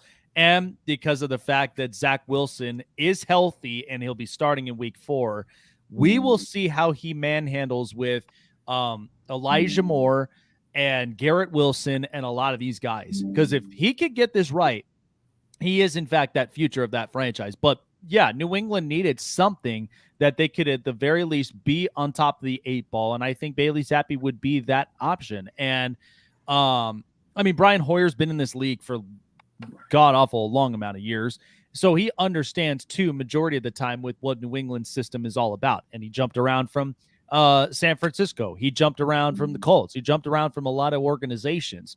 So you're having that kind of backup that's giving you a lot of the tools for you to have a successful career. And so I think Bailey Zappi would be in the good hands because of the fact that he has a lot of experienced guys that are all in that organization. But you just got to have the right coordinator, because this stuff with, the Matt Patricia thing is just weird. I don't understand it. I don't get it. But New England, I think they need to fix that up, because even from our real good friend, Bobby, who covers up a lot of this team, understands it and knows that's a Bill Belichick thing when I can see it from a mile away, because of the fact of, one, if the temperature in the room is good between Bill and Robert Kraft, then things are going to be good with New England. But if the temperature's heated because of the fact that Bill is making most of his decisions up on his own, that's when you know the team's kind of in trouble. But I think that at that same point, if they could get an offensive coordinator, at least the right one, and one who actually calls offensive plays, then maybe New England would be in good hands. But no, I do think they got a good special kid in Bailey Zappi, and people are going to realize that. And that's the funny thing, because we don't hear a whole lot from these small schools at all in college football. But when hidden talents are there, nobody stops talking about it afterwards when they start coming into the league and they start taking people by surprise. Now, sometimes here's the thing. The norm, players will go on streaks. They will go on streaks. But the question of it is, are they developing their potentials for the high rise rather than it just being during the streak? Or are they just kind of in where they're just like, you just give me this, I'll execute it, and that's it? You know, there's got to be a development. And this is the funny thing. Jalen Hurts is developing every year. That's why he's gotten as big as he has. The throws are coming off a lot better. And again, I still think Shane Steichen should be given a head coaching job, because watching that offense and how he opens up the playbook, he did this with Justin Herbert and he's doing this with Jalen Hurts. That's why I'm like, he's progressing every single year. It's not perfect, but it's getting better as it goes. Hey, Jake, you know what? Over the years, I've seen so many situations fail where the head coaches and offensive coordinator situations went down south. I do want to just bring something to East Coast attention here, okay, since he loves to take a shot at FAU, okay? And I really enjoy the banner with this guy. But the reality is Zach Wilson hammered UCF, you know, when obviously Brigham Young went to Boca Raton and really throttled UCF and beat the daylights out of the Knights. I was at that game, though, and what I saw from Zach Wilson was a quarterback that, to me, and I ended up bringing the BYU. I brought the BYU SID on, and he actually did a show with me and explained to me the incredible talent that Zach Wilson has. Why am I bringing him up with Zach Wilson? For one reason. Zach Wilson will fall into the same trap, okay, that a lot of great quarterbacks will fall into if you don't have an offensive coordinator and a head coach sticking together for a long time. More quarterbacks are devoured in the NFL because of that lack of consistency, Jake, with the head coach as well as the offensive coordinator. I have seen it so many times. Many people will say Joey Harrington was a bust. On the surface, he probably was. But when you look at how many head coaches and offensive coordinators he had, and the list goes on and on. So I like Zach Wilson, you know, with not only the Jets, but again, I'm going back to the original point with Bailey Zapp. You know, Matt Patricia, to me, is the worst example of a coach, period. He wrecked the Detroit Lions franchise after Jim Caldwell was there. And to have a two-headed monster, and believe me, these are the Lost Nest monsters, okay? Lossness, okay? Not Loch Ness, but Lost Nest monster, because you have Joe Judge, who couldn't save himself from himself out with the Giants, and you also have Matt Patricia. The only job he could get was with Bill Belichick. So, again, I think we can all say the consistency is make sure you have, you know, because the reason why Doug Peterson will do well with Trevor Lawrence is you're going to have the consistency on the offensive side of the ball with Peterson, who's been there and done that, as well as the offensive coordinator. So, Jake, you make a whole lot of valid points. And like I said, I saw Zach Wilson. I think he's going to do some good things. And the Central Florida game, to me, when you saw the way he shredded that team, I mean, I couldn't believe what I was seeing before my eyes. And then I knew he would be a good pro prospect. And I still believe he will. Yeah, because I mean, the Jets are just on the high rise because, number one, I mean, it's kind of unfortunate with the Mekhi Becton situation with his injury, but they did end up getting Dwayne Brown. They had to get some type of fill in, but I did like their draft choices because Joe Douglas is trying to make this team work. It's trying to benefit for Zach Wilson to be a successor, and of course for Robert Saleh to really work out what they've got. But I will tell you, Elijah Vera Tucker is looking good on that line.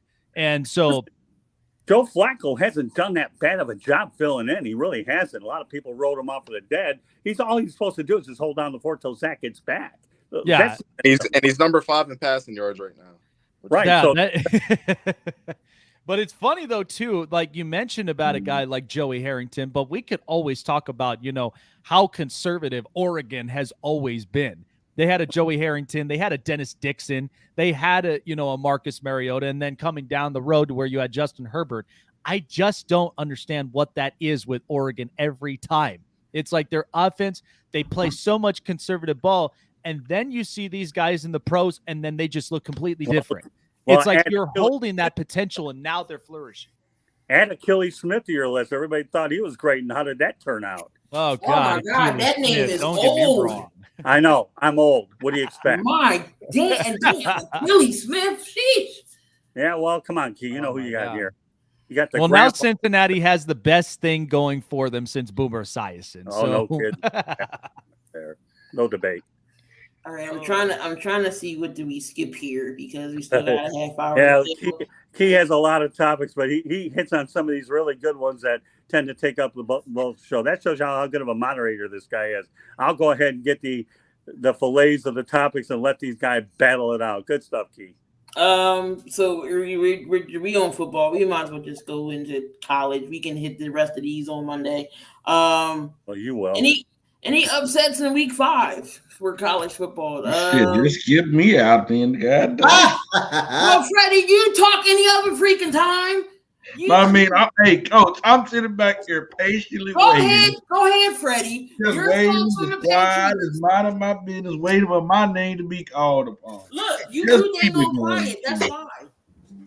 Just keep it going. I continue to be quiet. Oh, Freddie's doing his wonders in the chat room. Yeah. He's doing good. He's promoting the brand in other ways. Good stuff, Freddie. I will say very quickly, because I am going to introduce this tomorrow up on my show, but it's going to be an introduction of my 3 college football picks. It's the Sweet 3, because this one's going to be interesting. But the 3 games I've got that I'm definitely going to watch for: Wisconsin against Illinois. That's going to be a pretty interesting game from there, because Illinois doesn't like to back down on some of their plays, whether offense or defensive. So that's going to be an interesting gridiron matchup between them and Wisconsin. And we all know how Wisconsin plays. Baylor and Oklahoma State. Okay. Here's what's funny. Oklahoma and Texas wants to leave the Big 12. The Big 12's getting better and better by the second. And they're like, you really want to go and get your asses handed to the SEC, and the Big 12 is really developing to be tough and strong. Like, I actually do like that. And I got, I'm taking Baylor with that -2, because I do think Oklahoma State is a really good program, but I love it because of the fact of, number one, when you're playing kids in Texas, like any Texas school that's up out there, Baylor's going to get a money for, like, they are going to play like the game depends on it. So Baylor's going to be coming out pretty strong. That's why I like the matchup itself. You're going to see Oklahoma State really try to work out a couple of different key plays, but it's going to be situational all the way. And finally, Mississippi State against Texas A&M. You know what?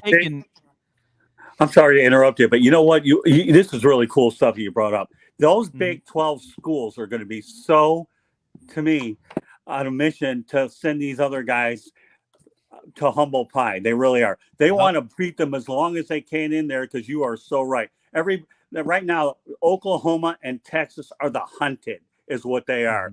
You're leaving us. You don't think we're good enough? You know what? Go to the SEC. Goodbye. Why do you think Oklahoma is going to get scheduled with Oklahoma State? Oklahoma says, we don't even need you. Okay. We'll do our own thing. And you know what? Baylor's got the same. All those schools are going to have a chip on their shoulder because you're leaving. No problem. We'll be fine without you.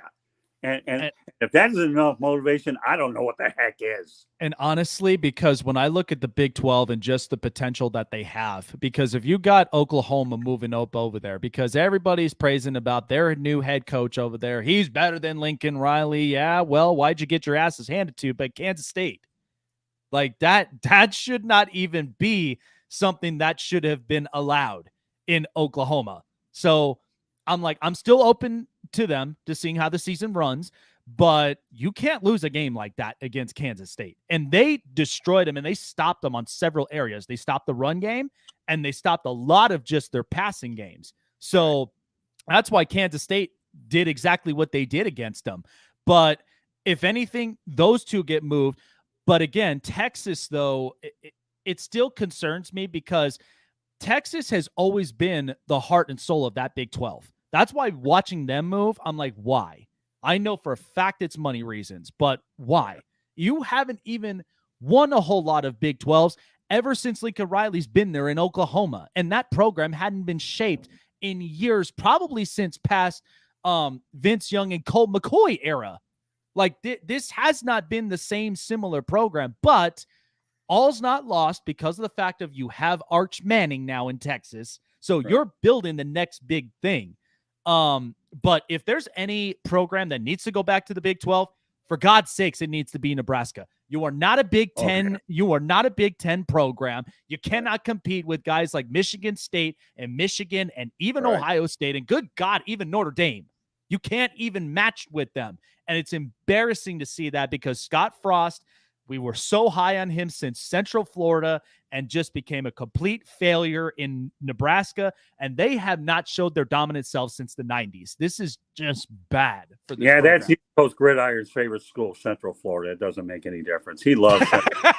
I'm going to actually send East Coast Gridiron, if I ever get his contact information, I'm going to go up to Orlando right up the road. He has a Florida school, but it ain't that one. It's Florida State, though.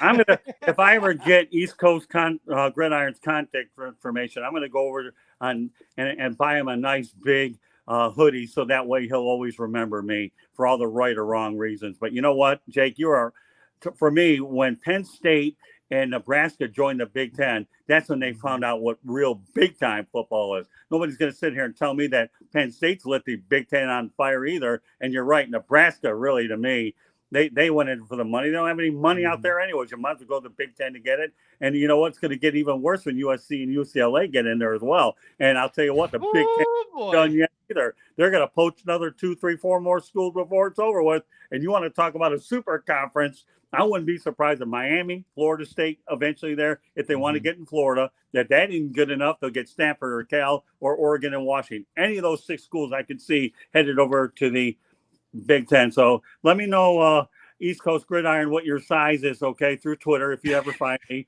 And then I'll be more than happy to go up to Central Florida. And I'll also get you a hoodie so you'll always remember me. That's all you need. But you need to find me on Twitter first, and we'll get it for you. All right? And maybe if you're lucky, I'll invite you on a broadcast so we can talk about your new Christmas gift. But I will say in the game, because Gene does believe that Mississippi State will win that game, I'm in that conversation with that because I do think Mississippi State, they're going to play situational football, but I took Texas A&M to cover the 4 because I do like that a lot. You give me 4 points in a game like that with Jimbo Fisher, where he needs to fix up a lot of things with the Aggies, but in a matchup like that with Mississippi State, I love with what they got going on in that program, but that's another situational football. I was like, I can't pass those points up. Like, hey, that's Jake, one I like. Did you know that Jimbo Fisher's record is comparable to Kevin Sumlin when he was shown the door? So it's not like there's been a significant improvement record-wise, although I love Fisher as a coach. But Kevin Sumlin's a heck of a coach, and I hope at some point or another he lands again. But there's a guy, I believe he's in the one of those pro leagues. So in the is it the XFL or USFL, one of those leagues? So I think he's out there. He's a heck of a coach. So, Texas A&M came down hard. Jimbo Fisher's good. But to me, I like what Texas A&M's doing there, and I can't wait to see Texas A&M and Texas play in the Southeastern Conference. As I understand, recently, didn't they go ahead and say they had to cancel those games with each other for a couple of years so they can schedule other ones? If I read correctly, I do my homework, by the way. But I'm going to tell you what, though, if we're looking at potential quarterback prospects, you better watch out for that one kid in Kentucky right now. Oh, they actually put don't do it. They put a YouTube video. They put a YouTube video up on that kid, and I'm like, oh, this is gonna be interesting. It's still a long season, but this is gonna be like really, really interesting because I still got my thought on Sam Hartman. I still got him for Wake Forest, but and again, Caleb Williams, like he's still developing himself with the offense with Lincoln Riley. It's not perfect yet, but it's looking a lot better. But at the same time, I do like some parts CJ Stroud because I've said that there are some points he may not look pretty in the first half, but he's going to refix all of those things in the second half. That's why I think he could be a very terrific second half quarterback when he gets into the draft. And Bryce Young's Bryce Young. I mean, there's a bunch of different quarterbacks I'm seeing left and right. But let's be honest, Bo Nix is not the answer for Oregon. He clearly has not been ever since Auburn. Like, he's been playing really well. ECG, you got any Clearly he upsets has. ECG, you got any upsets this week? I think when you look at the schedule this week, there is upsets all around. UCLA 4-0, Washington's 4-0. UCLA could go in there and upset them. BYU was on upset alert a little bit last night, even though Utah State was 1-3 going into that game. Iowa's 3-1 going into Michigan. That could be an upset. Ole Miss. I'm gonna watch that game so freaking long. Iowa and Michigan. Oh my god. Well, that's gonna be fun. Michigan was on upset alert for me last week against Maryland, and it came down right to like the last 10 minutes of the game where, Talia got hurt, and then from there it was just Shawshank Redemption and went downhill. Ole Miss versus Kentucky is my personal upset. I think Ole Miss is going to beat Kentucky, and they're going to get exposed. Another pick that I would make, TCU over Oklahoma. That's a pick for me right there. Minnesota and Purdue, that could be an upset game. Texas Tech and Kansas State, that could be an upset. Like, you think Purdue is really going to smack around Minnesota? Look at Purdue's history. They have been. I mean, I like that. A team to beat. They have been a team to beat. Top 25 schools, like, down to the wire. Like, remember when they beat Ohio State a couple years ago? Like, it's, that's what they do. Well, who was the upset last year? It was Oh man, it was another top 25 school they beat last year, and everybody was like, "What the hell just happened?" Yeah, because I think it was a Big Ten school, if I'm not mistaken. I do think it. Yeah. Oh no, I like that. I do like that point. I didn't even think about that with Purdue and Minnesota. I still think that's going to be a great game, but yeah, that's a solid take right there. Interesting picks here if you guys want to hear them. I think Michigan better watch out what happens up in Iowa because that's a very tough game there for the Wolverines. I don't like Michigan's non-conference schedule. I really don't. I mean, I wouldn't classify beating Hawaii, Colorado State, and who is the other one? That shows you how underwhelming it is. Colorado State, Hawaii, and help me out with the third one. I'm trying to remember. And because they ended up playing against Maryland and won by 7 points. I'm just trying to go off the top of my head. It was UConn. UConn. UConn. Thank you. Okay, I appreciate that. So Michigan better watch themselves against Iowa. And you know what? I got to feed off of you, Jake, okay? Indiana to beat Nebraska. I wasn't done, but okay. I'm sorry. I didn't mean to interrupt you. So, but then again, go ahead, finish. You want to hear the last two or not? No, go ahead. You've already All said. right. Indiana over Nebraska. Alabama better be careful with Arkansas. And, of course, Washington. I think UCLA can pull that. Sorry, East Coast. Go ahead. Didn't mean to interrupt you. So, we talked about Ole Miss going into Kentucky. But my other pick, and I hate to say this because I had them in my top 6 schools by the end of the year, but Will Rogers is legit. He's got 16 touchdowns this season. I've been trying, and Coach knows, we watched the film on it. I tried to tell people, like, Will Rogers is a legit quarterback. At another school, he would be completely awesome. I'm not a big Mike Leach fan, but Texas A&M is on upset alert real heavy. They got to go to Mississippi State and play there, and that school gets loud, at their home games. So, and I mean, that's a 4:00 game, so it's going to be dark by the time they get done playing. And as much as the sun starts going down, they start playing better too. That's just how Mississippi State has always played. And I'm gonna give you one dark horse one that I would put my money on happening, whatever the line is for this game. Stanford over Oregon. Stanford played USC really, really well, and I will never forget that. And that was kind of the catalyst for how close that Oregon State was playing them as well. Like USC is very vulnerable, but Stanford's got a good enough school, to go into Oregon and it might be a low scoring game by all affairs, but I think they have, on the offensive side of the ball and the defensive side of the ball to keep, Oregon contained or at least scared them until like the last 5 minutes of the game. So watch out for that one too. But you look at this whole top 25 board, man. There's upsets galore across the space, and this shouldn't be an upset because they're ranked number 10 and Clemson's number 5. But NC State, yep, is a that's probably the game. That's the game of the week. I was just about to say that too. I looked at it. I was like, oh boy, we got that this week. Yes. The 7:30 game. It's going to be prime time. Everybody's going to have their eye out on that one. And yeah, Stanford, Oregon would be considered an upset. Anytime you have a conference game, I always figure, depending on where the location is, I know where you're coming from, but I would venture on other upsets would be far more. Conference games are what they are. Anybody can win at any time. It's not like you go in one area and then all of a sudden you play each other in rotating years on their home venue. So now I'm with you there, but just I wouldn't view that as a huge. I'll tell you what though, Michigan does have a handful because of the fact of they're playing Iowa this weekend, but the next weekend they're playing Indiana. I don't know. I don't know how Jim Harbaugh is really going to manage all that, because now you're going with two other schools that Indiana you can't sleep on. Iowa you just have full of corn-fed kids that are just going to come at you left and right.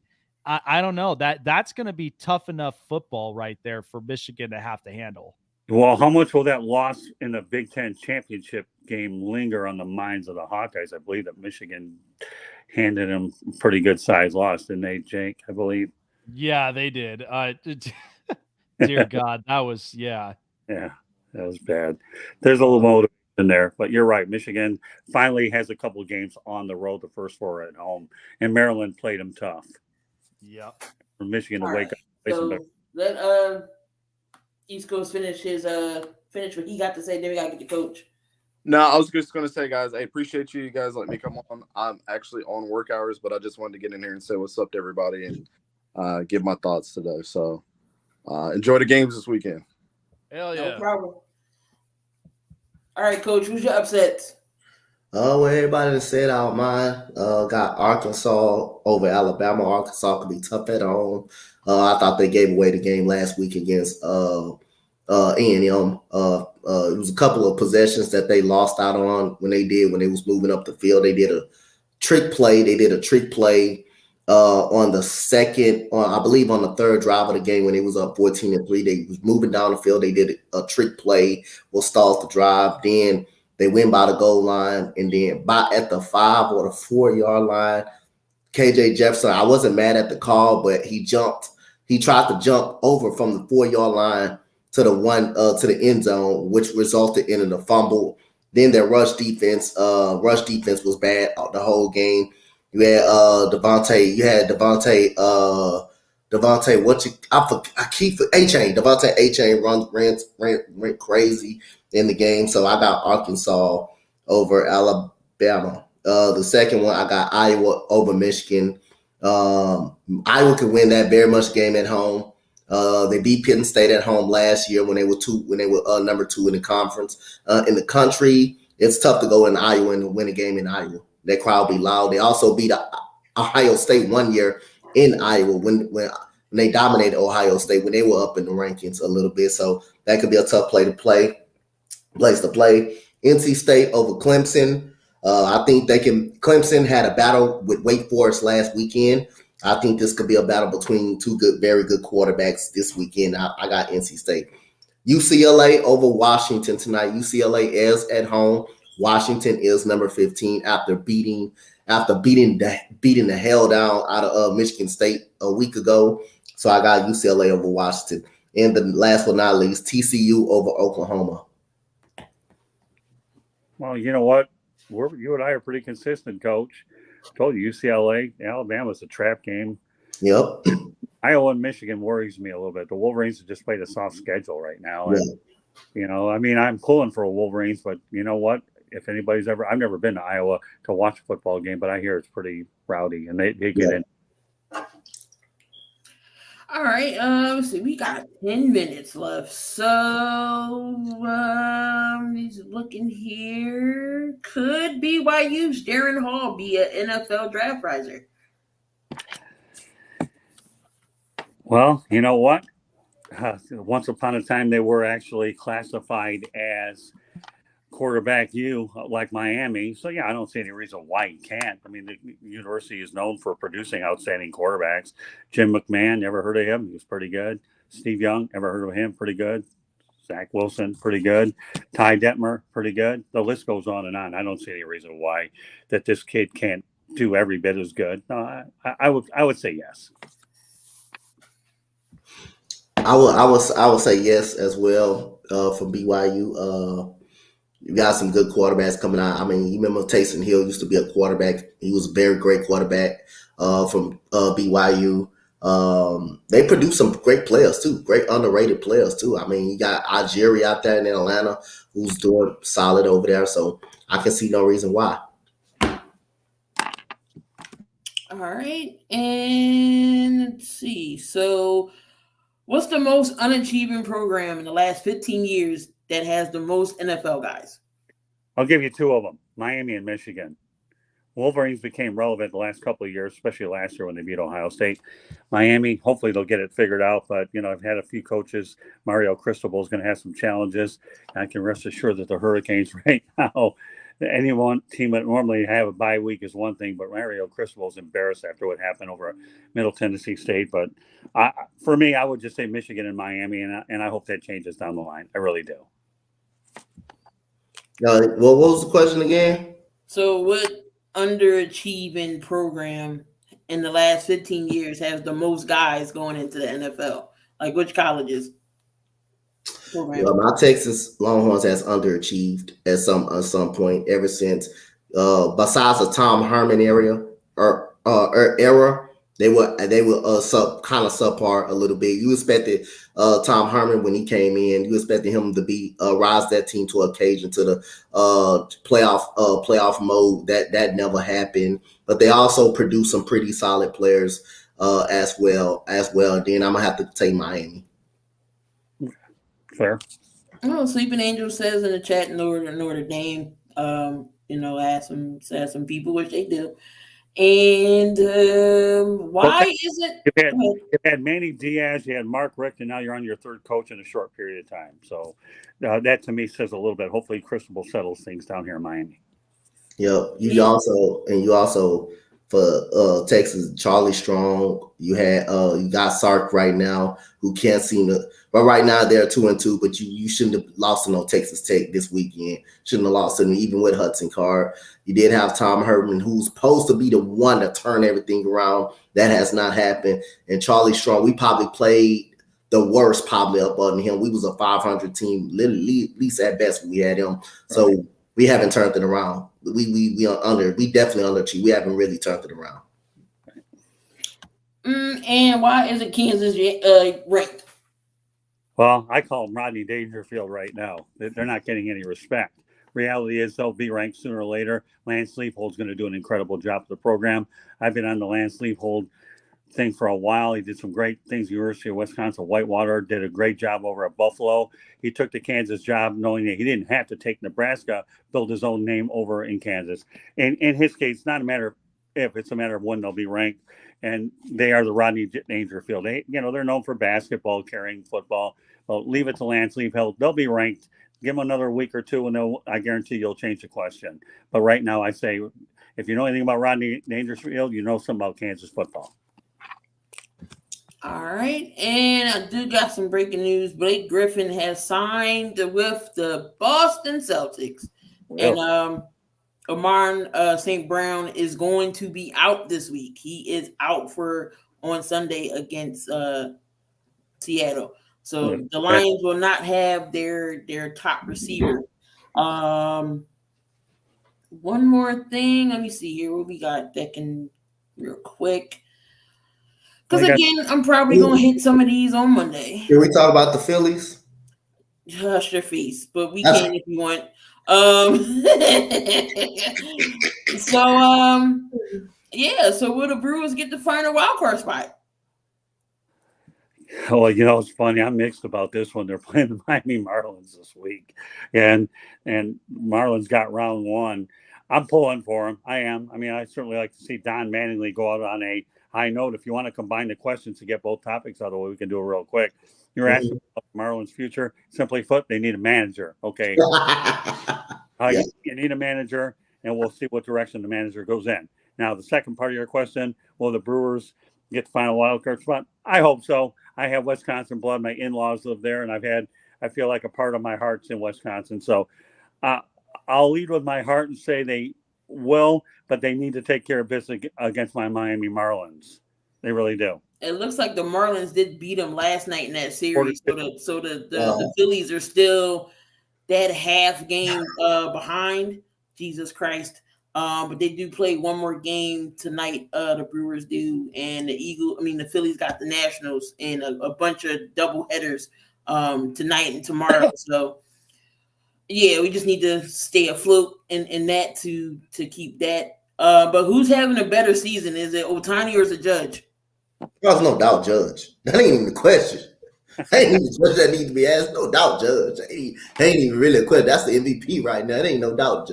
Aaron Judge. Yeah, I'll go Aaron Judge. The man has a chance to win a Triple Crown, and he has a chance to be the all-time American League home run leader. I love Ohtani. Saw him play with Miami without a doubt, but I'll give the edge to Judge. I will think about a power hitter having a chance to win the Triple Crown and breaks a home run record in this era of baseball where everything's all strikeouts and home runs. Yeah, this is easy. One of the easier questions we've had on today's edition of Coffee. Oh, the reason why I brought that up was it was debates. They were saying that Ohtani, and Judge, they was going at their seasons. It was like Ohtani could. It was. That's why I brought that up. Do you mind if I add something real quick, please? Mm-hmm. For people to get hold of me, just subscribe to the South Florida Tribune YouTube channel, or they can follow me on Twitter at Tribune South. So South Florida Tribune YouTube channel, please subscribe on Twitter at Tribune South. Okay, thank you very much. I do got a question though, Keith, for Scott. What does the Detroit Tigers got to do to turn around? How long you think the process before they be a playoff team again, and what they have to do to turn everything around to get better? Coach Dante, sooner than you think. The hiring of Scott Harris will go a long way. He'll bring on a general manager. The manager's fine. There's nothing wrong with AJ Hinch. All you had was a situation there, Coach, where Al Avila was just simply awful. Okay, and he made a lot of free agent signings that were ill-advised. He spent the Illich money the wrong way, and they've drafted well. So I would say, to answer your question, Coach, about 2 years. I know you have a question here. What team was a disappointment this year? I actually put the Detroit Tigers on my list with Al Avila being fired. So to answer your question, folks, I'd say about 2 years, 3, but 500 mark next year. No, year after that, maybe. To me, they get in the playoffs. It doesn't take a lot to turn around. You just have to use your money wisely and hope some of your younger players and all these injuries take care of themselves and these guys heal. All right, so Scott says the Tigers was his disappointment team. Dante, what's your disappointment team that you thought was going to be good, but they became a disappointment? The White Sox. I'm gonna pick the White Sox. I thought that they're more disappointing. They won the AL Central by a mile last year. The pitching was really good. The pitching was really good with Dylan Cease and Carlos Rodon. You had Hendricks in the bullpen. You had Hendricks in the bullpen, and had Lynn. You had Lynn too, who was pretty good. Their pitching staff was among one of the best pitching staffs in the league.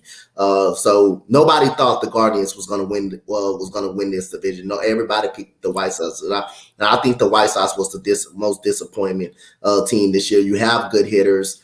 In Luis Robert, you had a hitter in Gavin Sheets who can hit the ball up out of the ballpark. You got one of the best hitters in the game in Jose Abreu. You did add Josh Harrison, a utility player who's a very big disappointment this year. He's not hitting well this year. And like I said again, the pitching is not good when they play very good teams. They're not a good pitching staff when they play very good teams. So again, my disappointing team is the Chicago White Sox. They should have done something wrong with Tony La Russa. Tony La Russa happened this year too. So again, White Sox are a disappointment. Also, you can go with the Twins. They got Carlos Correa. They started off hot, then they just fell off the face of the earth. The pitching just aren't good enough on the Minnesota Twins. You got Gary Sanchez, who's a strikeout machine, who hits a below average. You got Gregor Blanco, who strikes out a lot too. Carlos Correa has been good in spurts, but I mean, he has not been the same Carlos Correa since he's been with the Astros, and Jeremy Pena is outperforming his rookie season than Carlos Correa was. So though I would win with 2 disappointments, they both came in the AL Central division. Hey, Coach, you know what? I'll even go a step further. I don't think Tony La Russa comes back, and if I were the Chicago White Yep. Sox, I'd be contacting Joe Girardi or Don Mattingly. Two guys. I know I spoke to Total. Yep. He says he'd like to get back in it. And Don Mattingly, by the way, lives in nearby Evansville, Indiana. He's a Midwest guy. So if I were the White Sox, you're looking for a manager, contact Don Mattingly. Joe Girardi's ready to get back with the right situation. And he happens to live in my neck of the woods in Boca Raton, Florida, not too far away from me. And I talked to Joe. He's a good guy. There's some good managing left in him, as well as Don Mattingly. Chicago White Sox call Don Mattingly, Joe Girardi. I was talking to Tyler about this the other day. I brought up the same situation you brought up, Scott, when I was talking to Robert. I think the White Sox and the Phillies should consider Don Mattingly as a manager for them. I think Don Mattingly should be considered. I mentioned that actually last night. GMTA, great minds think alike. I thought Don Mattingly could go to the Phillies, and the Phillies know played the Marlins 18, 20 times a year. So if anybody knows how good of a manager he is, Philadelphia doesn't make the playoffs. You never know. The interim guy could be bolted, and you never know. Don could get that call. But so I'd say Philadelphia or the two Chicago teams. Yep. You know, Girardi's not going back to Philadelphia. No. I had to leave you on that note. Since I'm going to Talladega this weekend, as I mentioned to you guys earlier, to me, 731.5 miles, 11 hours. That doesn't count stops. So I'll definitely be looking forward to coming back on Tuesday's show and make sure in one of the topics, okay, Key, that you asked me how Talladega went. Fair enough? Gotcha. All right, guys. So there you have it. We got another Coffee and Sports show in the books here. Again, we're simulcasting here on the Spotlight Sports Network and the Sports Empire Network as well. So make sure y'all subscribe to both networks. The links are in the description. Go ahead and subscribe to Scott, Coach Dante. My links is in the description as well. Again, if you are a person that likes tickets, sporting events, concerts, you name it, SeatGeek is the place to be. Promo code Spotlight Sports Network. Save $20 off of your first order. And also, we're partnered with Fanatic. So the links are in the description as well. There's a 65% off sale going on right now. So get your merchandise. MLB, NBA is starting, NFL, you name it, they got it. So anything y'all got to say before we roll out? I know Scott's going to Talladega. That's like my favorite track on the NASCAR, and that's my favorite movie. I'm sorry, with Will Ferrell. That's my favorite movie, Talladega Nights. So anything y'all got to say before we get out of here? Yeah, looking forward to giving you guys some information and progress reports and all the exploits that I do out in Talladega. I'm probably going to get a couple hours of sleep today, do a little social media, feed the people that want me to feed them, and not worry about those that don't. Right, Keith? Right, Coach? But meanwhile, no, I'm looking forward to going to Talladega. It's always been on my bucket list to do it, and I'm glad I had the opportunity, because after that, Talladega, I get Homestead, and then I'm shooting for Daytona out in February. So it's going to be a pretty exciting weekend. And I'm looking forward to being able to share some of those experiences with you, Coach, and you, Key, as well, and anybody else that bothers to want to listen to them. But I enjoyed the show. I know there was a lot of energy. No, I don't want to think there's any animosity toward one individual. My goal is every time I come on these shows, I like to make new contacts and new friends. Sometimes it works, sometimes it doesn't. But, my heart is always in the right place, and that's all I can hope for, being around people that, we appreciate the banner as well as the relationship building that goes. And that's really what it's all about for me. So you and Coach Key, I look forward to being on every time we come on. I really do. You guys are great people, and I'm proud to know you. Coach, you got lined up for this weekend? Tonight I may be doing UCLA versus Washington tonight at 9:30. I got NC State versus Clemson. I got my Texans versus the Chargers this week. I got the Rockets first preseason game versus San Antonio, and I got Monday Night Football. All right, so make sure, again, there's all the good stuff here on the Spotlight Sports Network. Coach Dante, make sure y'all subscribe to him to get all your latest live play-by-play as well. I think I'm going live on Monday for Sixers. Well, I forget who we play first. Next, one of them preseason games. But yeah, got to see what the Sixers are going to do, so make sure y'all tune in. And again, guys, we're going to leave it here. Enjoy the rest of your afternoon. Have a great weekend. Come back here Sunday for the Spotlight Sports morning show. That's where all the craziness goes down. Make sure y'all come on, tune in back for that. And we're going to be out of here. And again, if you're going, don't do nothing I wouldn't do. And if you're going to do it, just make sure you do it safely. We're going to get on out of here. Have a great weekend. Enjoy the rest of the day. Peace.